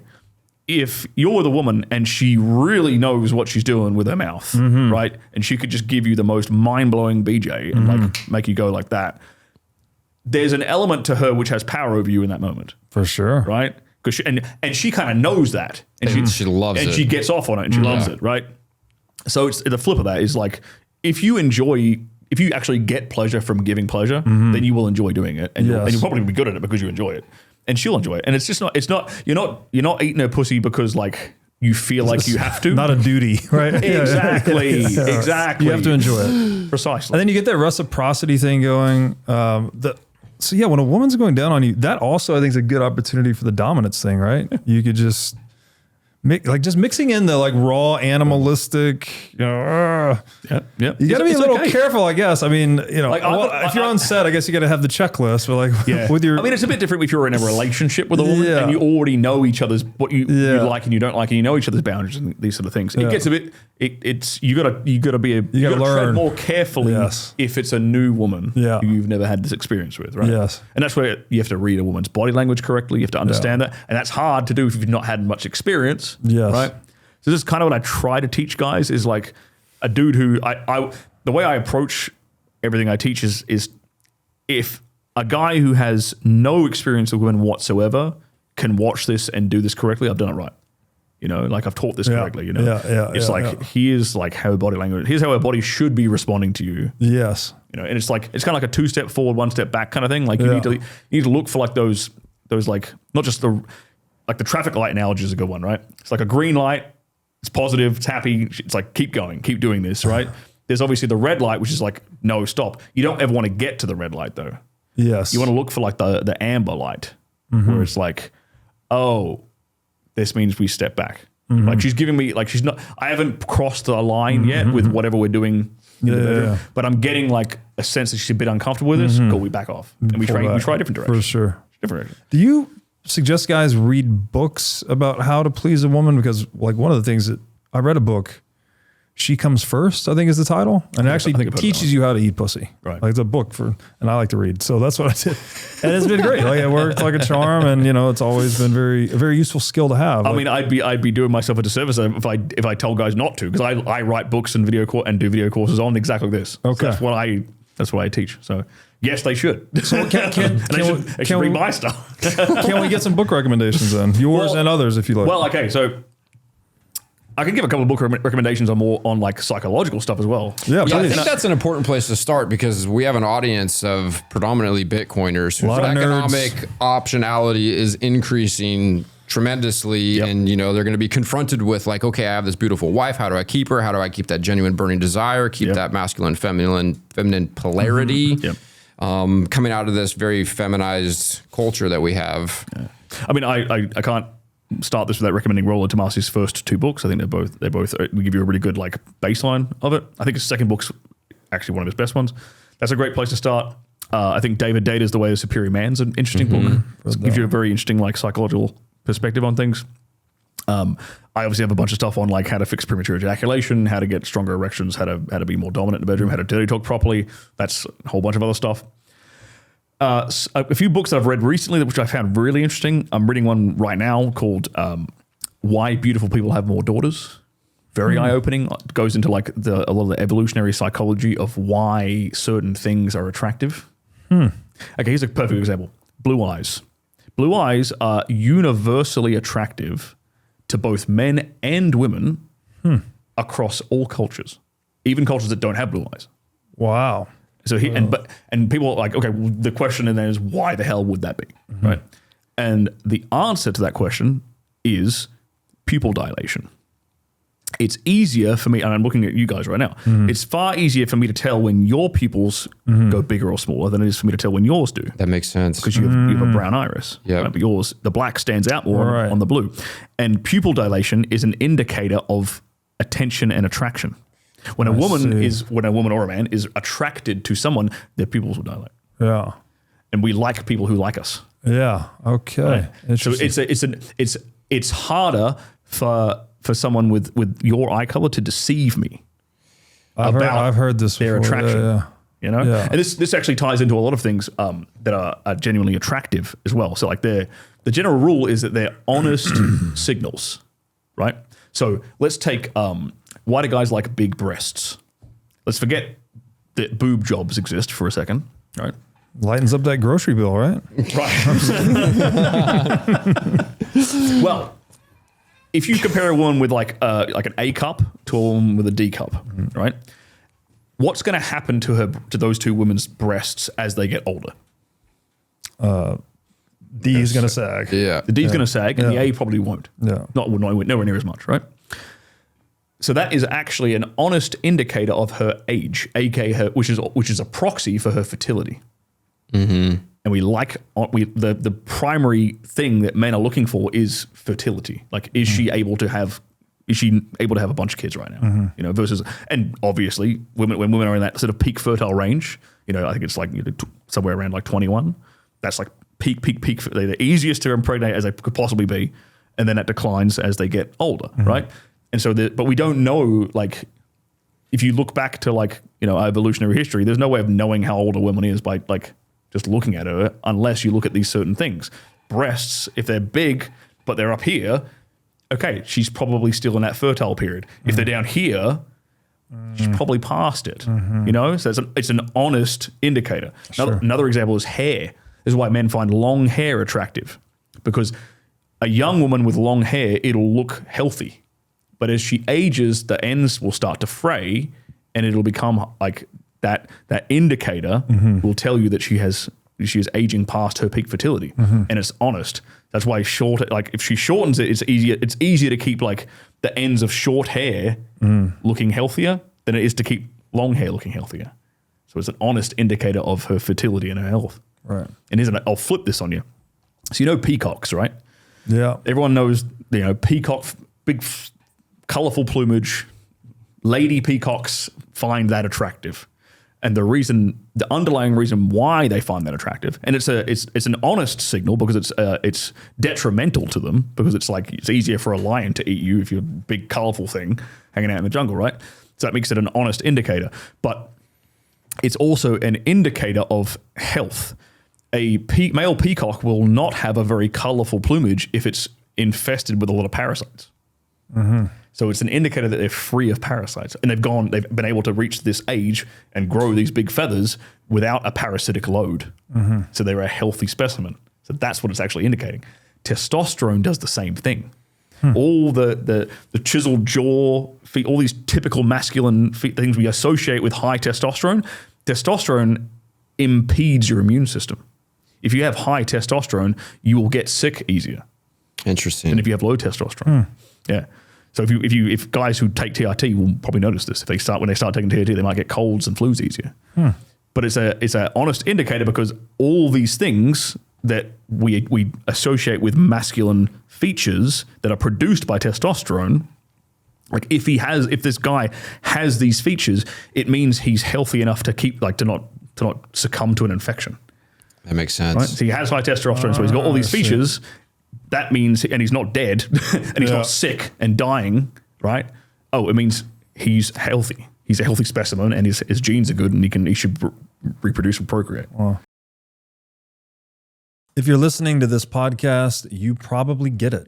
You get that Bitcoin changes everything. For those of us that get it, it is important that we use a smart way to buy and hold Bitcoin. My friends at Coinbits, the oldest Bitcoin-only exchange in the United States, have recently pioneered the concept of roundups, which lets you turn your spare change into Bitcoin. Simply connect your payment cards and all your purchases will be rounded up to the nearest dollar, letting you stack sats without even thinking about it. My favorite feature is Coinbits Plus. For $10 a month, you get the best spreads on Bitcoin, which lets power users save on fees and buy even more Bitcoin.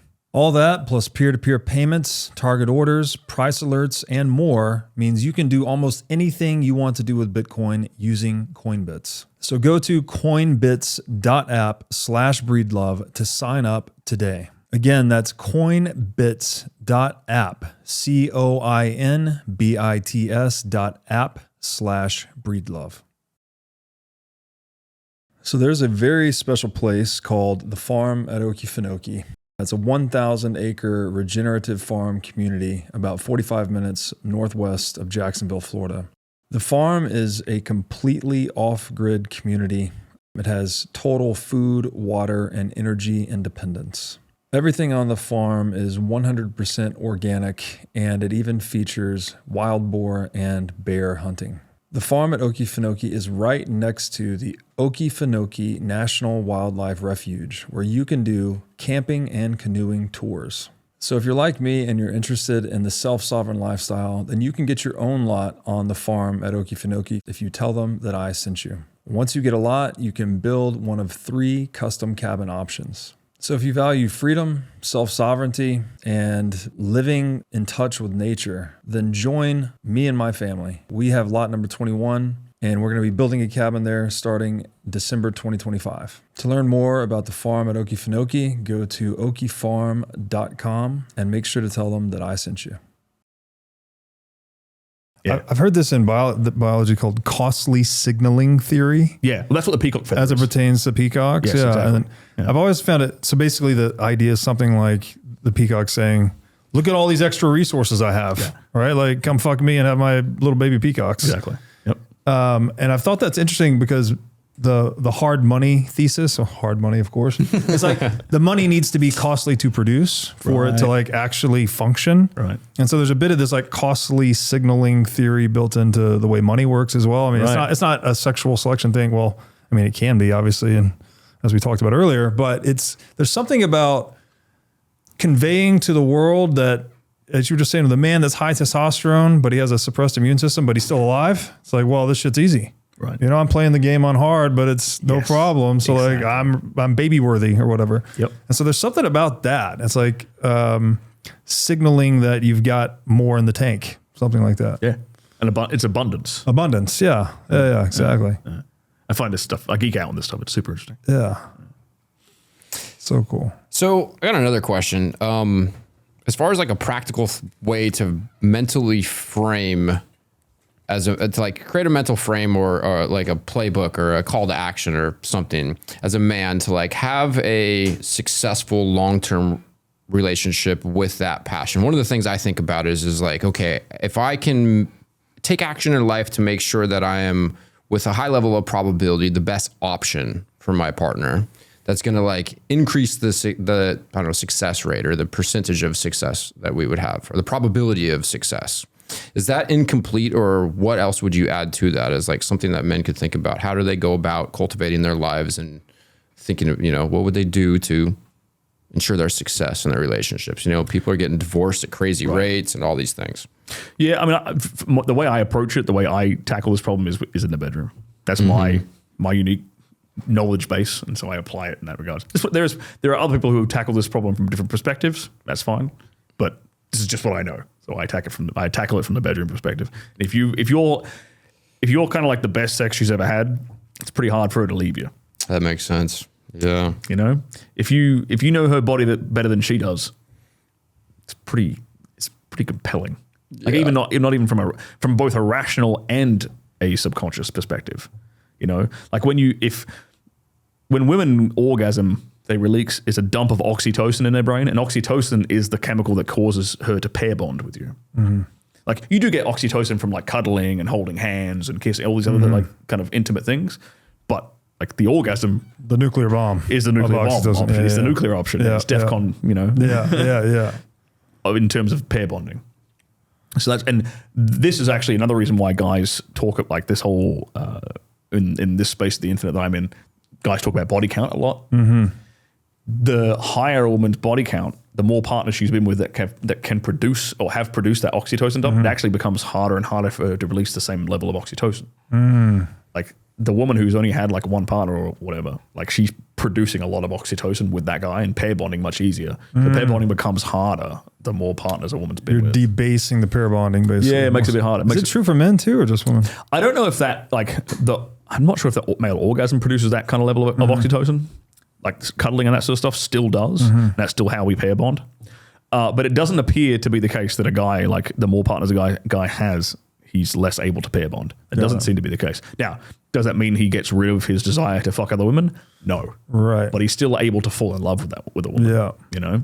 Yeah. And I know this because I'm in that situation, and I have a lot of friends who are in that situation as well. So you said you solve all this stuff in the bedroom, which I can appreciate. I'd love to hear more about what the 101 you give to guys is on that topic. I'm also curious though, the idea, obviously you have to have communication in a marriage and a relationship. Where do you draw the line? Because you also said earlier, I think, don't talk about your feelings, but you also want to communicate. So it's like, where do you have? Don't talk. I don't like the idea of talking about feelings for the sake of talking about feelings. Yeah. Like it's like, why are we having this conversation? Like you can talk, you can solve problems, you can communicate, you can be open and honest. You obviously need to do that, right? But this idea of like, it's kind of like this, if you just sit from a guy's perspective, I think if you just sit there and talk about these negative emotions, you feel more of those negative emotions. Mm-hmm, you go into this like death spiral of like just validating emotions. Mm-hmm. Sometimes you just have an emotion. Mm-hmm. It doesn't mean anything. Mm-hmm. You don't have to act on it, you know? But if you validate emotions if you venerate having an emotion to the point where it's the most important fucking thing on earth, I don't think that helps. And that's what I kind of mean when I'm saying like, because that's kind of like the the marriage counselor, like psychotherapy, like approach of like, let's just sit here and talk about our feelings ad nauseum. Yeah. I don't think that helps people. I agree. I've never seen it help someone. I'm pretty damn sure I agree with all the things you're saying, but then I also have gotten value. It's like if you've ever done MDMA with your partner, or like you talk about, you know, how it's like, oh, actually, these are the things, and these are things I went through as a child, and like I feel something here, and so it seems like you can get to know each other more deeply. I'm not saying you sit around and talk about your feelings all the time, but are there moments where you should try to reveal, like, yeah, you can talk about carrying around a bunch of shame, or you're carrying around a bunch of fear or anger, like whatever the thing is, like to try and get that out. Well, I don't think it's a strategically good choice to talk about, as a man, to talk about, like, to unload your insecurities and your burdens and your anxiety on your partner. Mm-hmm. Because it's not her job to fix that shit. It's kind of your job to fix that shit. You know what I'm saying? Like, I get the idea of, like, you trust her and you want to be able to share that with her. But I think there's, like, because guys do this and it fucks them. You know, maybe in your situation it hasn't been a problem. You know, but I've just seen it fuck up guys. Yeah, where they've dumped all of this anxiety and primarily insecurity. Maybe not necessarily like, oh, like maybe it's not like, here's what made me the man I am today. Here's my formative experiences. Maybe it's not that, but it's like, I have an insecurity about this thing in regards to you and our relationship. Oh yeah. And you're kind of just like taking your armor off and exposing all your weak points. You're making them question you even more. You're exacerbating that. I'll make it a little real without going into the details why, but like basically I had shame about something that happened to me in the past. Right. And I just revealed, like, and I didn't even know I had shame until going to therapy, and the therapist was like, oh, well, how do you feel? And they get you to the bottom. You're like, oh, I guess I'm ashamed of that situation. Right. And so in sharing that, it was a point of connection, because she had also experienced shame in her past. So we're like, oh, fuck. Right. Oh, I feel that way, you feel that way. And then like we don't sit around and talk about it, but it seemed like a deeper foundation for us to build on. And it wasn't an insecurity. It's not like I'm insecure about my attachment to whatever. It's just like, this is a thing that happened to me once and I feel not well about it. It's like you're revealing a bit of self-awareness. Yeah. Like something you found out about yourself and you're sharing it, I guess. Yeah. Which is actually not necessarily an insecurity. Yeah. I don't think to me, that doesn't sound like it was an insecurity. That's why I was trying to like reconcile that with like, don't talk about your feelings. I was like, but maybe occasionally you should like do some digging and like get real with yourself. Well, that and could be masculine, right? Like you're being proactive, you're taking responsibility. Like that's it's being introspective, right? Looking at yourself through an objective lens and realizing like, okay, here's how I got to this point. But I had to go to a therapist to get it out. I didn't excavate it myself, you know? Yeah, fair enough. So, cool. Which is also masculine. You're taking control, you're proactive, you're doing the work, and you're like, hey, I got this fucking thing. It was fucked up. I'm working it out. I better like. Yeah, it's interesting. Some things are going to work differently for other people, you know? And it's like, when I try to give when I'm trying to give advice, I'm trying to give the advice for the broadest possible audience I can imagine, you know? And I think, and for most guys, like what the scenario you just described, that ain't going to be a problem, you know? Because maybe they're like, and I think a lot of guys can probably get to that point without actually having to go to a therapist. You just have to be, I think you just have to be a bit more self-aware and introspective about your own self and where how you got to where you are, and you know, being able to identify your emotions and understand where they come from. Yeah, which is very difficult for me actually. Yeah, so I mean that's self-awareness, I guess. Yeah. You know? Which is fine. But yeah. So emotional intelligence. The point I'm trying. That is emotional intelligence. That's 100% emotional intelligence. Which was my lacking emotional intelligence, so I needed help from a therapist. Fair enough. That is still masculine then. Yeah, I mean, it's self-improvement. Yeah. Okay. Right? But it's better to work it out. The real thing I'm trying to nail down when I say like, I don't think you should be talking about your emotions. Yeah. Because what guys have been taught through like all forms of media is just like is to vent like a woman about your insecurities. So when most guys hear be more emotional and open up about your feelings to a woman, their response is unload their insecurities on her. I see. Okay. That's what most guys will do. So that's why I will tell most guys, don't do that. Yeah. But I'm not going to elaborate to that degree like you've just made me do, which is good. That makes sense. I'm glad I've elaborated it. That makes sense. Because most of the time, all I need to say is don't vent about your emotions. Yeah. And they're going to stop doing that one bad thing. Yes. You know? Wouldn't that be a time to go work it out with your buddies? You know? Completely. Yeah, like, hey. Yeah. Because like a guy is going to be able to sympathize a lot more, I think. For sure. And then from a unique perspective. You could probably get a better solution. You could actually get a solution instead of just sitting there feeling it with her. Yeah, like you said, we said before, a guy, you're going to feel your cortisol is going to drop when you find a solution to a problem. You know. Yeah. I was just like, if you're out with the guys and you're having that conversation, it seems like that solution would come in the form of some kind of like, I don't know, they'll be making fun of you or saying like something to like line it up, right? Like, oh, I feel the same. Like, oh, don't be a fucking pussy, you know, like whatever the thing is. Right. But that actually is very helpful for a man, isn't it? Yeah. You say it and you get it out, and then they're like, all right, come back to life. You're like, okay, I'm back. Well, because you're turning the mountain back into a molehill. Yeah, exactly. Right? In your brain, you've made such a big deal about this thing. And your buddies are coming along being like, it's not that big of a deal. And then you vent, and your buddy's like, no one cares. And that's how. Right? Yeah. And that's not to like play it down like it's not important. Like maybe you know whatever's causing that emotion is probably might have been a big deal to you. Right. But it's like here's some perspective. Yes. You know? Right. You've got a roof over your head. Exactly. You're not starving. Yeah. You're not dying of some illness. Is this really as big of a deal as you're making it out to be? Yes. You know? Which gets you back in your masculine, basically. Completely. Yeah. And they can feel it. Yeah. It's like, it doesn't matter what you say. It's the energy you embody. True. Yeah. True. Yeah. So how standard guy code here? How many guys nights a month, a week are you supposed to be doing? I like at least once a month, maybe a couple times a month at least. Yeah. Generate that like a day, a weekend away. At least once, probably 2 months. At least once a month, probably twice a month. I think it's good. It's a good break. Like I'm in a situation where I'm right now I'm on the road for like probably a month. You know. Oh, away from your woman. Away from a woman.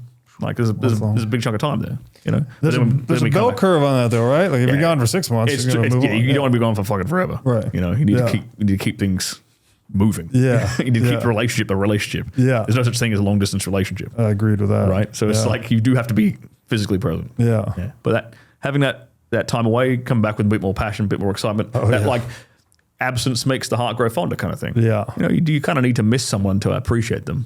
And that goes for her too. Yeah. Like she needs to miss you occasionally. Sure. Which is what that time apart does. Yeah. You know, when she's missing you, she reminds herself. She's getting that release too. But she reminds herself of all the reasons why she loves you. Yeah. Rather than if she's around you all the time, and this happens for both men and women, you start to take your partner for granted. Of course. You know? Yeah. And she's also getting that drama thing, right? Where it's like, oh, well, he's out and he might be fucking some other woman. Like she's getting that release of what did we say earlier? Feeding the drama, basically. Feeding that chaos in her. Feeding the chaos. Yeah. But like it's kind of funny. Like women's imagination is kind of your best friend. Because they go down these crazy paths. Because they'll create all kinds of like crazy scenarios. I'll give you a funny story. So back in my mid-20s, I was dating this French girl, and she was the very passionate type. And then one night, I was at my buddy's house. We did this every week. Friday night, I'm at his house. We're just playing cards together, right? And I messaged her before I went. I'm like, hey, I'm going to so-and-so's house. I'm going to play cards. I'll speak to you. I'll see you tomorrow, whatever. She's like, cool. My phone died while I'm at his place playing. And I didn't get home. I got home at like 1 a.m. or something. I turned the phone on. And it's just, you know when you get a notification, it's like, bing, bing. It's bing, bing, bing, bing. It's doing that for a good 2 minutes solid. Like it's just going off with every notification just as it's updating. Oh, yeah. And I look at the screen and it's like, it was something like 13 missed calls and about 20 text messages. And you can see the state of psychosis progress. Oh, yeah. As I look at the first message. Yeah. And I'm like, hey, what are you doing? Dude. Message me when you're home. What are you up to? And then it just took a sharp turn and it went, who is she? Oh my God. I've experienced that. Right, but that's what I'm talking about. It's like her imagination will take her to places that you could never dream of. For sure. I've seen that same, it's funny, this must be a common thing with women, but they have the entire argument with themselves. Right. You know, like it'll reach a crescendo, then they're like, I'm sorry, I should have said that. And it's like, I'm like, I never even responded. You don't even have to participate. Catching up on this whole drama the next day. It's amazing. That's the chaos, bro. Oh, but we love them. We do. What did Nietzsche call them? Like the most dangerous plaything. Men love women because they're dangerous playthings. I was like, yeah, that's about And that's right. a big part of where this whole red pill manosphere space, it gets a lot of flack from people who don't really understand it. A lot of people will attribute the work that Myron Gaines does, or the work that Roland Marcy does, or even me, to like, oh, you're teaching men to be misogynistic, which implies you're teaching men to hate women, and that's completely opposite, man. Yeah. Like, we're teaching men to love women for what they actually are, Right. rather than, because most guys, the frustration that most guys have with women is that they're expecting them to be something that they're not. They want her to be a certain way, and she can never be that way. But you're also teaching men to be in a way that women love them more. True. Yeah, you're playing the evolutionary psychology game. Right. We're trying to happy, healthy relationships. That's what we're trying to do. And so, yeah, it's so interesting that, I don't know, what is the big impulse in people to want to try and deny that? Is this just like we're back to the Fiat feminized culture bullshit? Yeah, Like, I mean, I think it's just like, for want of a word, just brainwashing. Yeah. You're the same age as me. Like, we grew up with Friends. yeah. Like, you're telling me Ross Geller is the most attractive. Ross Geller got the hot blonde. Yeah. That's So he that is simped for years, know. and Right. years and years. But that's, He's begging. that's what we've been brought up with. Yeah. And that's continued in various other sitcoms and TV shows. It's the same lie is being repeated en masse, Yeah. constantly. And why did Joey get the ugly one? Joey was like the most successful. He was was kind the of the charming man's one. man. Yeah. Yeah, exactly. Like, gets it's a complete inversion. It's Yeah. flipped. You know, So interesting. Easier to control a society if you have weak men. that's true. And I don't know if that's And- by design, but there's definitely like Yeah. something unfolding there. And if you have inflationary currency, Well, yeah, Yeah. high testosterone men who are typically critical thinkers also, Yep. typically also own firearms, typically really good centerpieces for a nuclear family to congregate around. Like, all of these things are antithetical to Yeah. statism. yep, completely. So put the microplastics and the estrogen and everything and Yeah. send the women to work, feminism, wokeism. Have the state educate your kids. Yeah. Right. You have that's how you only get to where we're at now, by destroying the nuclear family. Yes. You have to. Yes. And a lot of these things that are natural female male dynamics, like in my case, my wife doesn't work. She's at home raising the kids. I leave, I go do stuff. I come home. She's thinking during the day, like, I hope my husband's safe. I hope he's happy and coming home and whatever. Like, there a lot of these things happen naturally. And as we've disrupted that nuclear family, it's like you just have all these negative second and third order effects. Yeah. Yeah. The relationship between men and women has never been this combative ever. And so we're not supposed to be like this. We're supposed to be, we're complementary, for God's sake. We're supposed to be harmonious and complementary to each other. Doesn't mean we're the same, but we complement each other. Big time. It's like a yin and yang, So do you think this pendulum is going to swing the other direction? I think we're already seeing it. Yeah. I honestly think we're already seeing it. Like, especially like a lot of young men are rejecting like all forms of degeneracy. They're becoming like pretty anti-porn. They're not even drinking alcohol. Like, they're not partying and all this sort of stuff. Now, you could attribute that to them being more online than being out in the real world. That is definitely a factor towards it. But like, think about it this way: like, if you're like a 16-year-old guy, when you were 16, you probably rebelled against things. You kind of rebel against the society. You rebel against whatever the norm and the standard is typically, right? And so what's the norm that 16-year-olds are seeing now? It's like pride flags in their classroom. It's the feminist gynocentric social order. Like, it's, degeneracy in the hedonistic treadmill. Right. And the rebellion of that is Great point. nuclear, Yeah. stable, traditional family. Yeah. Like, so they're rebelling by going back to the norm. Yeah, you see Back that to in reset. Bitcoin. Yeah, I was gonna say there's like Christ is all of a sudden is like a rock star for some of these kids, especially after Kirk getting killed, and these kids are like, I'm going all in on this. And Yeah, you're seeing way more young men return to faith. yeah, a lot more. Thank God for the youth, man. Ooh. This is why I'm very optimistic about our future. Yeah. I'm incredibly optimistic. So what if we had one of those 16-year-old or maybe he's 18-year-old dudes sitting here and he's like, tell me, Good question. crash course me Yeah. on the frame thing and how to approach life like a man. If you had to compress all this wisdom you've been dropping for years, into if, one sit down, what would that look like? It'd be a long sit down, probably. Depends what you. I actually had a guy yesterday. I was a younger guy, Zoomer guy. I was sitting down talking to him. He asked me a question about like, he said, if you were 20 years old, what piece of business advice would you tell your 20-year-old self? And the advice I said and told him, I'm just going to repeat what I said to him for business, that aspect of your life, is there is a lot more ways to make money than you think. Yeah. Like my example, where I came from, 2,000 person apple farming town. I, honest to God, didn't even know what the word, I'd never even heard the word entrepreneur until I was in like my mid-20s. That word had never been spoken around me. The only ways I knew how to make money was being a farmer like my uncle, being a mechanic like my dad, or going to university, this mythical thing called university, and then I didn't have a clue what came after that. Like that was my framework for like jobs and making money. And then I started to then I got exposed to like entrepreneurship and stuff. And over the last, 38 years, it's been like, if I could sit down at my 20-year-old self now, I'd be like, I would just sit there for hours and be like, you can make money doing this and this and this and that and that. And I just give them every possible like example I can think of someone making money or having a successful business. Like you can do sanitation, you can do this, you can build buildings, you can be an online influencer, you can run a coin laundry. Isn't capitalism amazing? Yeah, it's just like there is not just one way to be successful and do this correctly, like to win. So that's how I'd answer the money side of things. With the relationship side of things, which is kind of the point of the question you were asking, is like, okay, well, how do you teach a guy like about these concepts like frame and all this sort of stuff? And the easiest way to actually fix that is to just be the example for a guy to emulate. Sure, that's actually the easiest way. Sure, like all the guys I know who well, not all, but most of the guys I know who are like quote unquote naturals, either their father was this way or they had some kind of a male role model growing up who they emulated and just mimicked his behavior effectively. Yeah. And it comes down to like seeing the way that guy interacts with his wife or his girlfriend or even his daughters. Like how does he how does he react to her, or how does he act around her? Is he supplicative to her? Like is he putting her on a pedestal? Is he like apologizing all the time and trying to appease her all the time? Or is he holding frame, which means is he leading the relationship?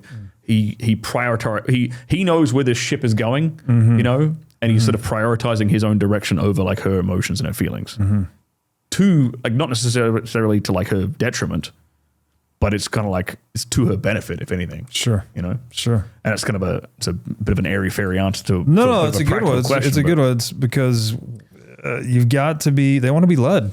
Yeah, you're They want to be led. directing, not dictating. Correct. There's a fundamental difference there. And- yes. well, But there's a big difference between like commanding respect and demanding it. Sure. Like the guy who because that's a conflict I see in a lot of young guys who come to this sort of part of the internet I'm in, is like they're trying to like demand respect from women. It's like no, you have to bring it out of them. You have to be worthy of that respect. Like commanding is like, what is it? How does a military leader get respect from his soldiers? He's at the front of the battle, charging in with them. Like they'll die for that guy. Yeah. You know what I mean? Like, so how do you command that respect from your woman? You lead with authority, you lead with certainty, you lead with confidence, you alleviate her anxieties about being in a relationship with you. Sure.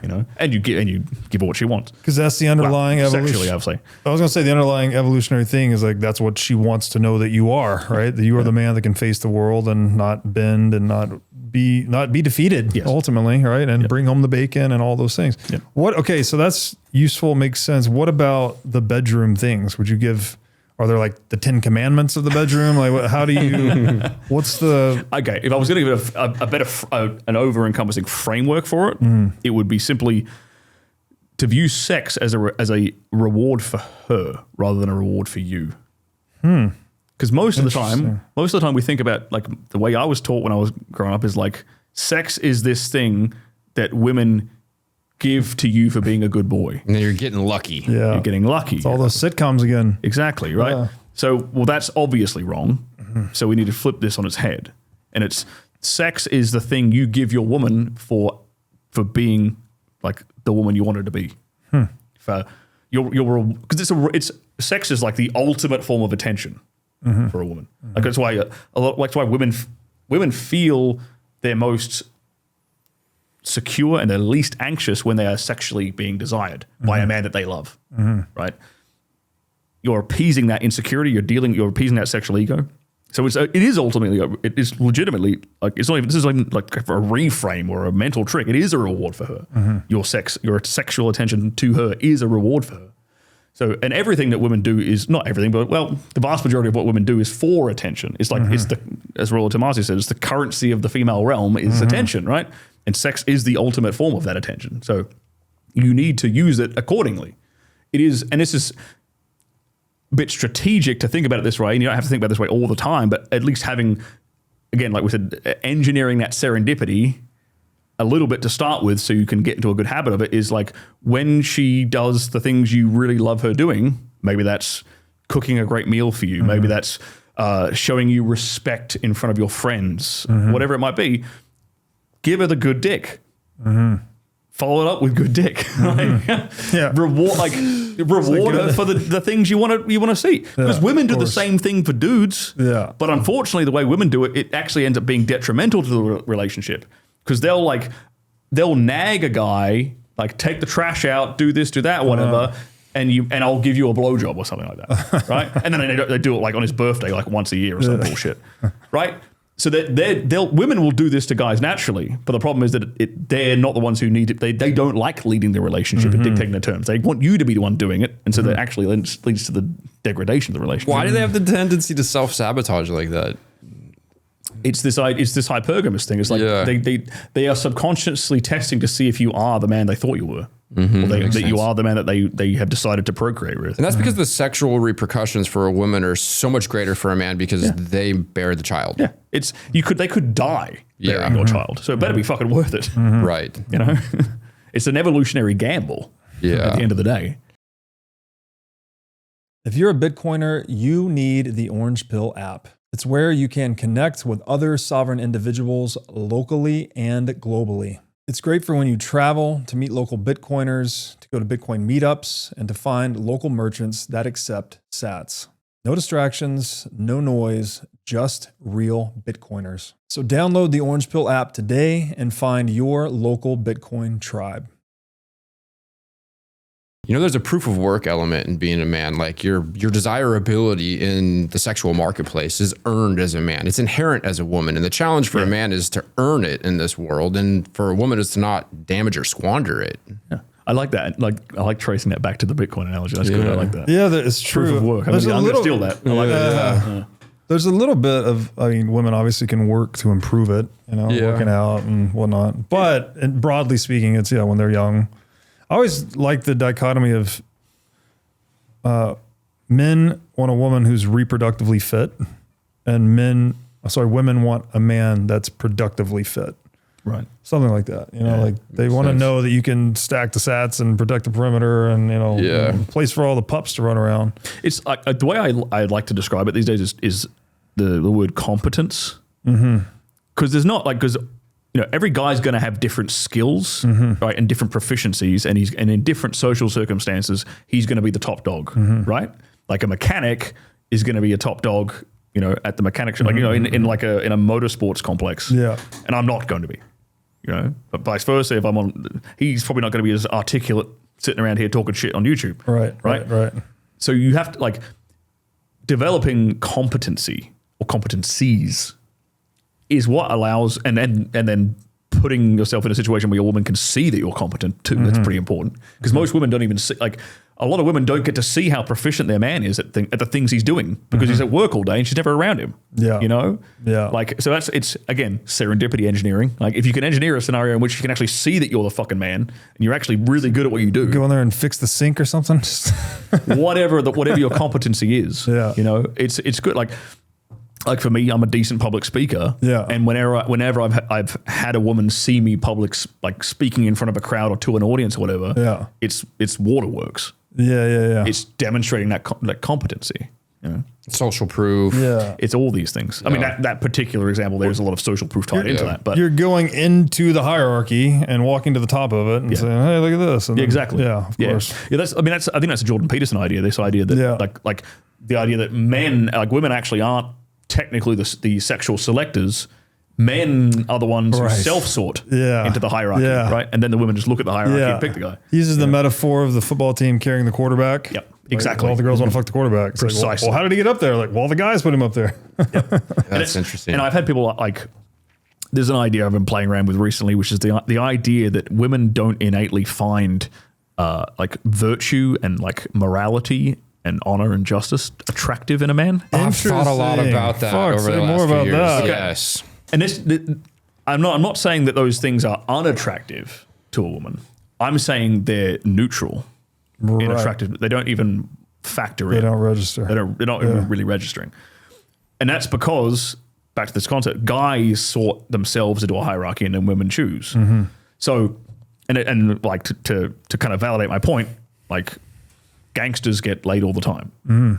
Drug dealers don't have a problem getting a woman, Mm-hmm. right? So you would imagine if these certain qualities were making Sure. a difference, Yeah. then surely the inverse would have a negative effect, right? Like an example would be like women find tall guys attractive and they tend to find shorter guys unattractive. So that would make sense. Yeah. Now, like if women don't find those things innately attractive, that means in order for us to produce more of that from men in society, other men have to hold up men who have those qualities and put them on a pedestal so that women want to fuck them. Men have to put the guy on a pedestal who has those things. Because men will do whatever it takes to get laid. Right? Like if women are sleeping with the scumbag, if women are sleeping with the asshole, men will become assholes to get sexual access, right? So if instead guys are putting, like, and Charlie Kirk's a fucking brilliant example, putting that guy up on a pedestal, which I'm glad that everyone's doing right now, like put him on an example, make him a shining example of what other men respect. An exemplar. Yes, and we give him social proof, and then other women will find that attractive. Yes. And then other men will mimic that imitate it, behavior yes. ad nauseum, and we have that cycle repeat itself. And shit on the unethical people. Like Liver King comes to an example. Guys selling supplements, talking about being natural, pumping fucking 20, 30 think he grand was worth. natural. Yeah, well, it's like, like why he's got 2 million followers. As far as I'm concerned, everybody should unfollow this guy. He's a fucking shitbag. The mimetic thing is so interesting to me because also we think about this in terms of how money changes this too. The example I like to give is in Fiat statism world, we have someone like Vladimir Putin. I'm not picking on him specifically, any Fiat statesman politician. His net worth is what, $100-200 billion, right? He didn't produce anything. He didn't produce any good or service for anyone. He stole all that shit, right? Or he made deals inside of the apparatus of theft that is the state. So like if we go into this world of Bitcoin where you can only get wealthy by providing goods and services to other people consensually, like how that would change who we consider to be role models and who's getting laid, which is pretty interesting. Like it changes the way we go from dominance hierarchies or coercive hierarchies to competence hierarchies. Yes. And then the men that are on top of those hierarchies are actually helping the world. And then they're getting all the pussy and reproducing. And so it's like, it's one of these other angles on Bitcoin, how it can like actually change people and change culture. Well, I think at the peak of Western civilization, we did have our competency hierarchy. Yeah, I think exactly. I would argue that we did. Yes. You know, On a gold standard. and on a gold standard. Yeah. Yep. Yeah. What, any other questions? I have a million questions. I guess I'm just going to read all your books. Bro, this has been one of the most entertaining conversations I've Really? ever had. Awesome, brother. This is really cool. I like this. Yeah. I'm going to start tying everything back to Bitcoin now. Yeah, Bitcoin is a very. I'm already on the Bitcoin bandwagon, but I'm just going to. Actually, that's a good one. Do you dabble? Go ahead. You just at the beginning of the conversation, you walked in here and asked about the creature from Jekyll Island sitting right behind me and said, Big fan of that book. You're very anti-central bank. So like how does a fucking porn star sex teacher become How does he get it? anti-central bank? I mean, someone just recommended that book to me. I sort of started going down. I got introduced to crypto, and then started to learn about the foundations of Bitcoin, like why it works. I have a bunch of guys who trade full time, so they help me learn about it and stuff. Yeah, and then that led down to understanding like the problems of fiat currency, and then that led to being recommended that book, The Creature from Jekyll Island, and then I'm like, oh, this explains everything. This makes all the sense in the world. And I think I love about that book is that the first chunk of it is actually is talking about like the history of money, Yeah. and understanding money and the different types of money we've had. I think that's such a great book. I recommend it to so many people for that purpose. And then it's like, okay, well now here's the situation we're in and how we got here. And it's like, oops, that's pretty bad. Yeah. Have you come to the understanding of the fundamental difference between Bitcoin and crypto? Yeah, I mean, again, this is probably the first time I've ever been asked that question, but my look at it is like all these other cryptos, well, from the guys who I'm friends with who trade a lot, they're just like leveraged Bitcoin.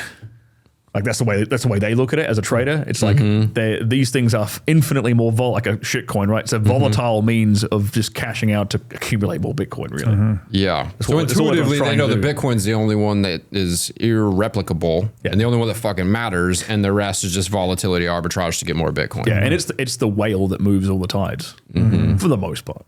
Yeah. Yeah.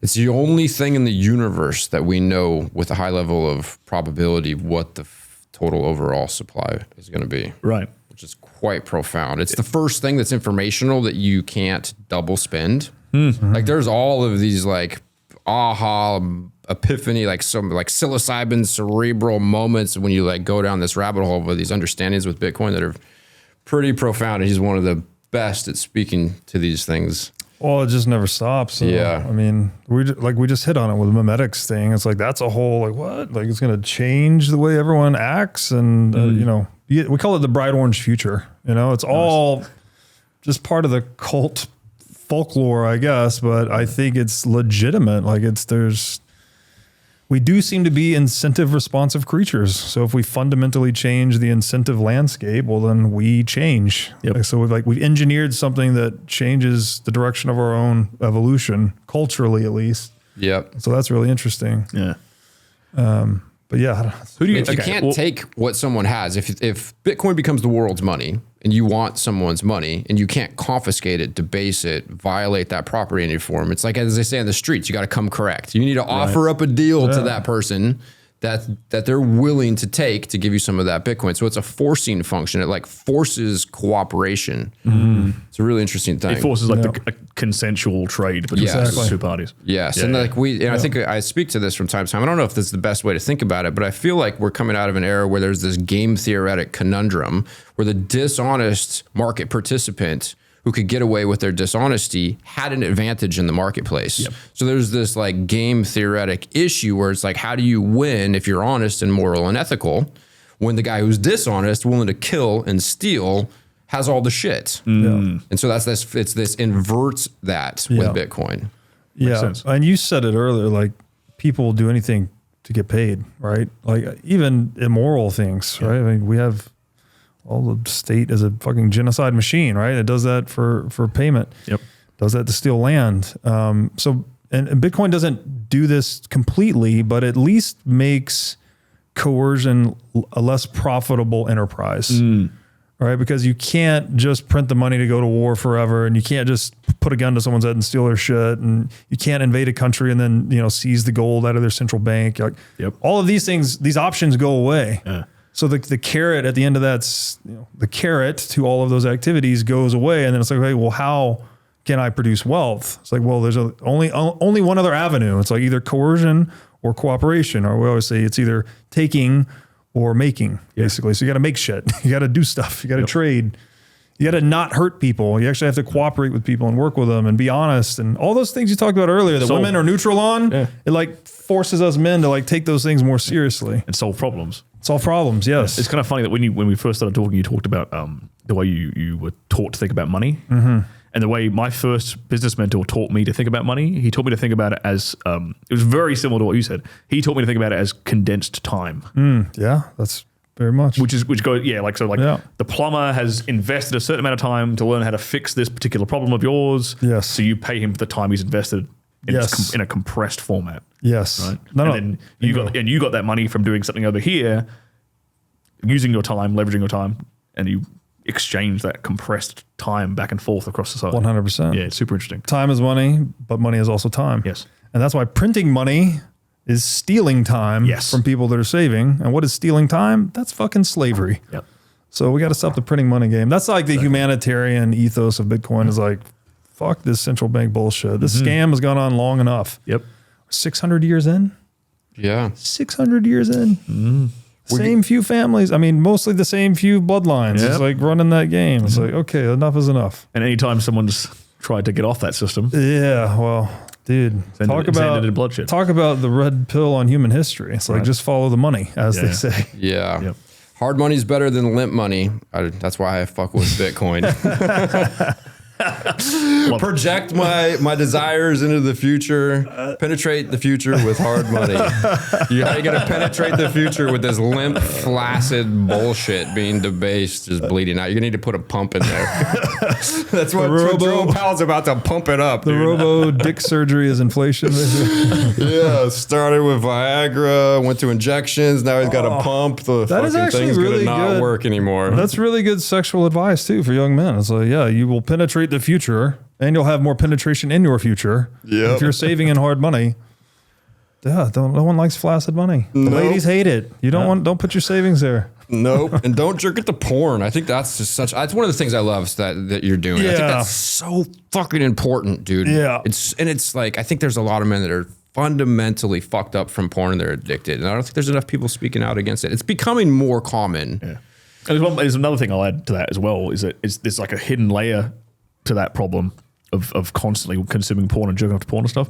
When you're in a state of arousal, you're actually in a hypnotically suggestive state. It is way easier to implant an idea into your brain if you are aroused. It's actually a study technique that people have used before. If you're trying to cram for an exam and stuff, you can actually like get aroused and then go back to the study material. Just and edge while you're reading a book. it'll help sink it in. Yeah.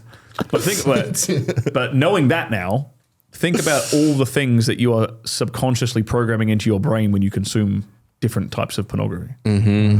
All these different like scenarios and things that you're, without even consciously thinking about it, seeping into here. Yeah, all the bad acting.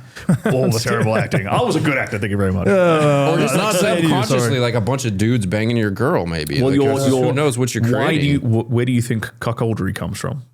Where do you think the fetishization of cuckoldry? Never thought about that. What is that? Comes from? Is that guys banging a girl? Is that cuckoldry? That's when cuckoldry specifically is when a dude is aroused by another man having sex with his wife. I see. Right? Okay.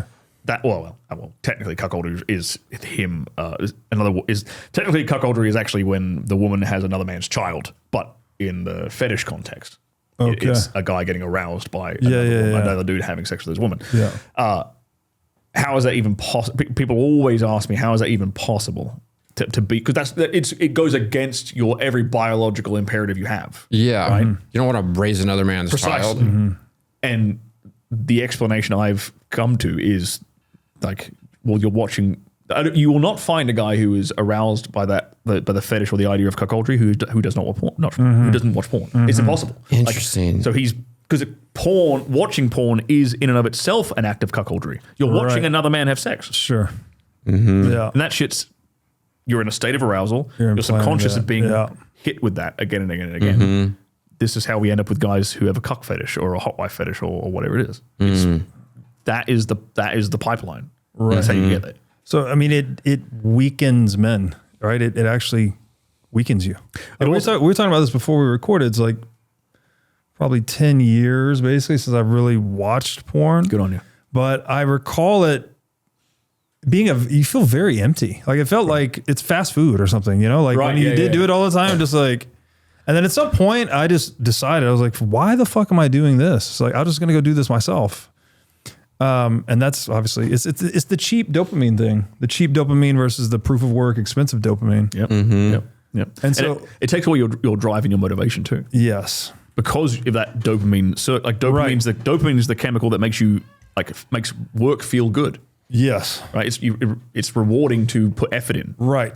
The movement towards a goal. Yes, precisely. But if you just sit down at the computer, it's like, well, there's no fucking, the goal path was zero, right? You just click got rewarded for not achieving anything. Exactly. Precisely. Yeah. And you'll see this consistently. Dudes who excessively masturbate, they lack motivation and drive in other aspects of their life. Right. It literally saps it. I assume it's an exception if it's you filming your own shit and watching your own shit. Probably. With your girl. I've seen myself on camera a bunch of times, and it's like because it just reminds me of that moment.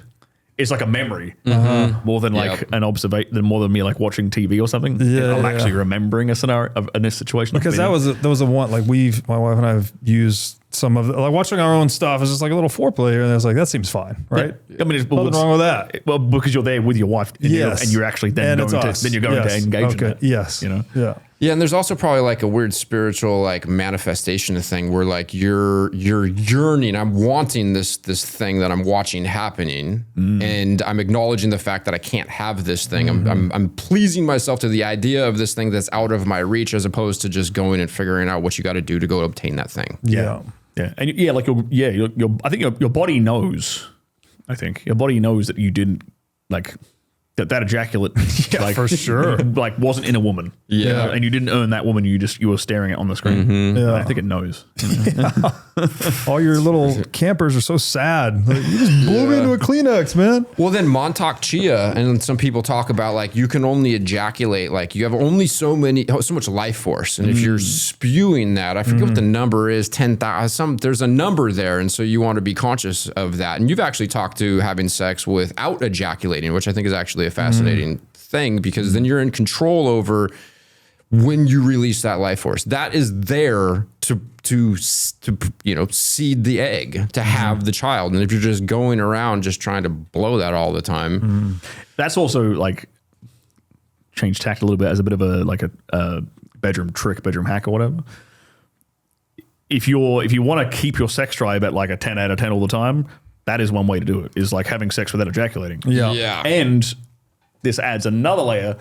Like if you've ever had sex with a woman and you didn't finish, she is kind of furious at the fact that you didn't finish. A lot of women will be like self-conscious about the fact that they can't make a guy finish. makes me try harder.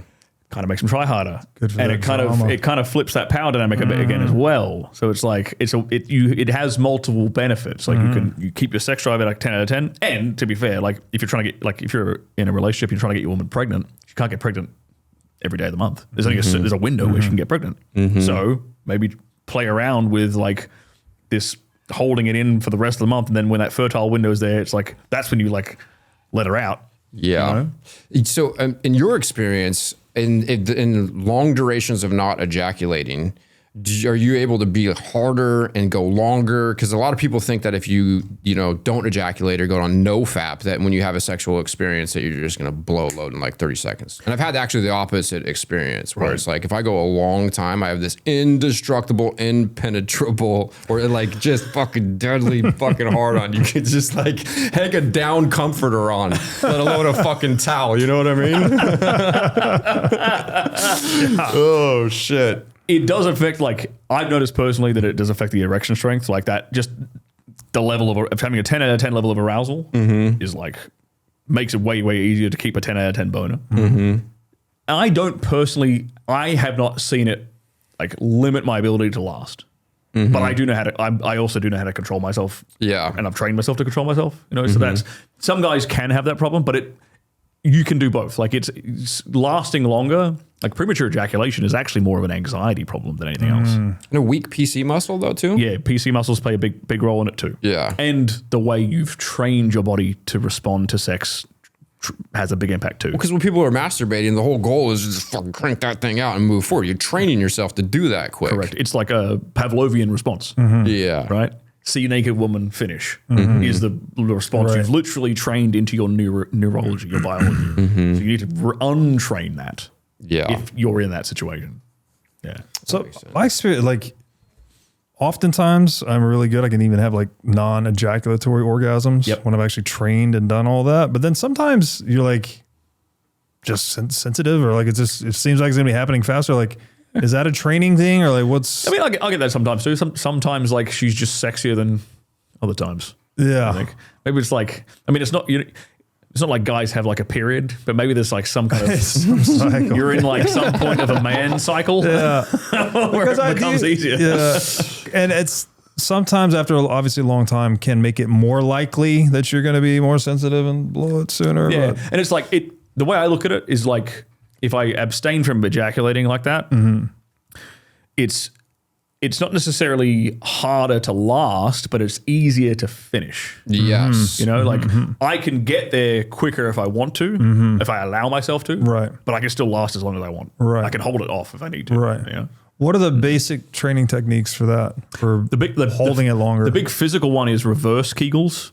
Reverse Kegels. So like people have heard of like Kegel exercises. Typically women use them after they've had a baby and they've gone through a pregnancy to sort of tighten everything up down there. For guys, like a Kegel is like when you're peeing and you like hold it like midstream. That is like one Kegel, that clenching sensation. Now that's working on your BC, PC muscles down there, the whole pelvic floor region. A reverse Kegel is if you're peeing and you're trying to push the pee out faster. That's kind of the sensation. So that's the exercise? That's a reverse. Now, you don't have to do this while you're peeing. You can do these things without. You can do it when it's easiest to start learning that mind muscle connection when you're pissing because it's all happening at the same time. Yeah. So you can learn the mind muscle connection when you go have a piss, and then once you're empty, then you can actually practice that mind muscle connection. Because most guys don't piss yourself. That's what I'm trying to say. Like, no one's going to be impressed by that. But you can typically like premature ejaculation is associated with like a pelvic floor that is too tight. Because think about it, like they're the muscles that clench and spasm and contract during an ejaculation. Right, so if they're already clenched and like tight like that, you're kind of like half cocked. Gotcha. That makes sense. Yeah. So what you actually want to do is like relax those muscles a lot more, which will give you a lot more control. Because it's a physical, mental, like mind-body connection relationship between all those muscles down there. So the pushing out that relaxes them. The pushing is actually those muscles being like relaxed. Interesting. Yeah, it's not the contraction. It's the eccentric. It's eccentric. Eccentric. Fuck. I think that sounds right. I forget the terminology. The eccentric. Yeah. But that's the physical. That's a physical training component you can do. The mental side of things is performance anxiety and premature ejaculation are actually often like go hand in hand because it's a form of anxiety. So you have to learn. So things like meditative practices can help you, be more present in the moment, less in your head and less worrying about it, less anxious about it. A mental like framework that I've given to a lot of guys for a bunch of different things, but primarily for premature ejaculation and performance anxiety, because they're basically the same thing, is this framework I call the selfish pervert frame of mind. And it's like, if we reverse engineer this, like why would a guy get anxious about like finishing too soon or whatever? It's because he's worried about his performance. He's worried about like leaving a bad impression. He cares what she thinks about him in the bedroom. Yeah. So if we try to deconstruct that, let's give him a frame of mind where that doesn't matter. Okay, let's make him selfish, right? But he's not selfish in the context of like he's just going to finish in 30 seconds and doesn't care. He's a selfish, but he's perverted, and so he's going to like he's viewing her as his sexual muse, and he's going to have fun with her in all these perverted, fun, kinky ways that he wants to. But he doesn't care about impressing her. So he's removing that outcome dependence. She's a toy or a doll or a plaything. Not literally, but plaything. Yeah. But I like the word sexual muse. Muse. Okay, yeah. Also because I just like that word. Yeah. But that idea of like alleviating the need for a certain outcome alleviates that anxiety in the guy's mind. And that anxiety, is that a thing to evolutionarily help us to succeed? So if you're feeling that anxiety and you're in the midst of a sexual encounter, you're gonna bust a nut before someone kills you and you lose the opportunity to send your seed down far, you know what I mean? The only conceivable way I think it could have evolved is a survival mechanism. Like as in like fight or flight. Like I gotta finish this up right now. I'm gonna get clocked over by that other guy. It's the anxiety. It's the anxiety of being hit by a rival male. Yeah. No, but you're not going to get that in every. You're obviously not going to get that in every scenario. But thinking about this even more now, like when a guy gets that sort of performance anxiety, it's usually when he's with a girl he doesn't think he's earned. Yeah. Right. He's like, I don't deserve this chick. Yeah. It's like kind of the thought pattern, and then old boy ain't rising to the occasion because he's anxious. He thinks some dude's going to clock him on the back of the head. Yeah. That's kind of like where the evolutionary brain is going, I think. Yep. Yeah. So that's spot on. It's funny. It's I mean, you gamify it really, right? It's like you try to, especially it's good if you have, I think, a consistent partner, right? It's hard to just do this with a bunch of different women all the time. I mean, you can cultivate it, but I think to learn these techniques, you should do it with one person for a while. Yeah. What about, so like when she starts to have an orgasm, that's where things get really fucking hard for me, at least. It's like, that's where I had like to get to the non-ejaculatory thing. It was like getting through her levels. Yeah, like, that was like Jedi fucking mind trick months. Man, it's not, man, I should do it more, but like we took it super seriously for a while. Like we did it and then it's hard to do all the time. Yeah. So it's like, how do you, I don't know. You don't have to do it. I don't do it all the time. Okay. Yeah. So what's like the training regimen? Are you just doing this like, I mean, every time you're with a woman, it's like, this is a training session. No, there's a time for like developing this, like if you want to learn the skill set, right, or learn more control, or learn like a different technique in the bedroom, you want to practice it deliberately, consciously for a bit, and then you want to forget about it. Like you don't, because otherwise sex becomes like a job. It becomes a chore. Right. So you have to get to the point where you have a bank of skills. Yeah. And it's kind of like, it's like playing the piano, right? You're like super conscious about it, but when you get to the recital, you just want to flow. It needs to be a flow state. Yeah. And it's also a case of, it's okay, because I get guys asking me like, is it okay for me to be selfish sometimes? And the answer is obviously yes. Because that's actually a key component of it too. Because from the woman's perspective, it's best if you're kind of like a slot machine. She pulls that lever and she's like, am I going to get my world rocked tonight? Or is he going to have one for himself tonight? She doesn't know if it's going to come up all cherries. The chaos. Spinning. It's unpredictable. Yeah. That's why slot machines are addictive.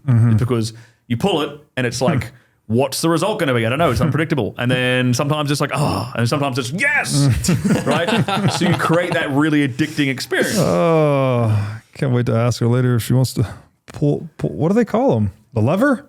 Pull my lever. Yeah. Pull my lever. Pull my lever, baby.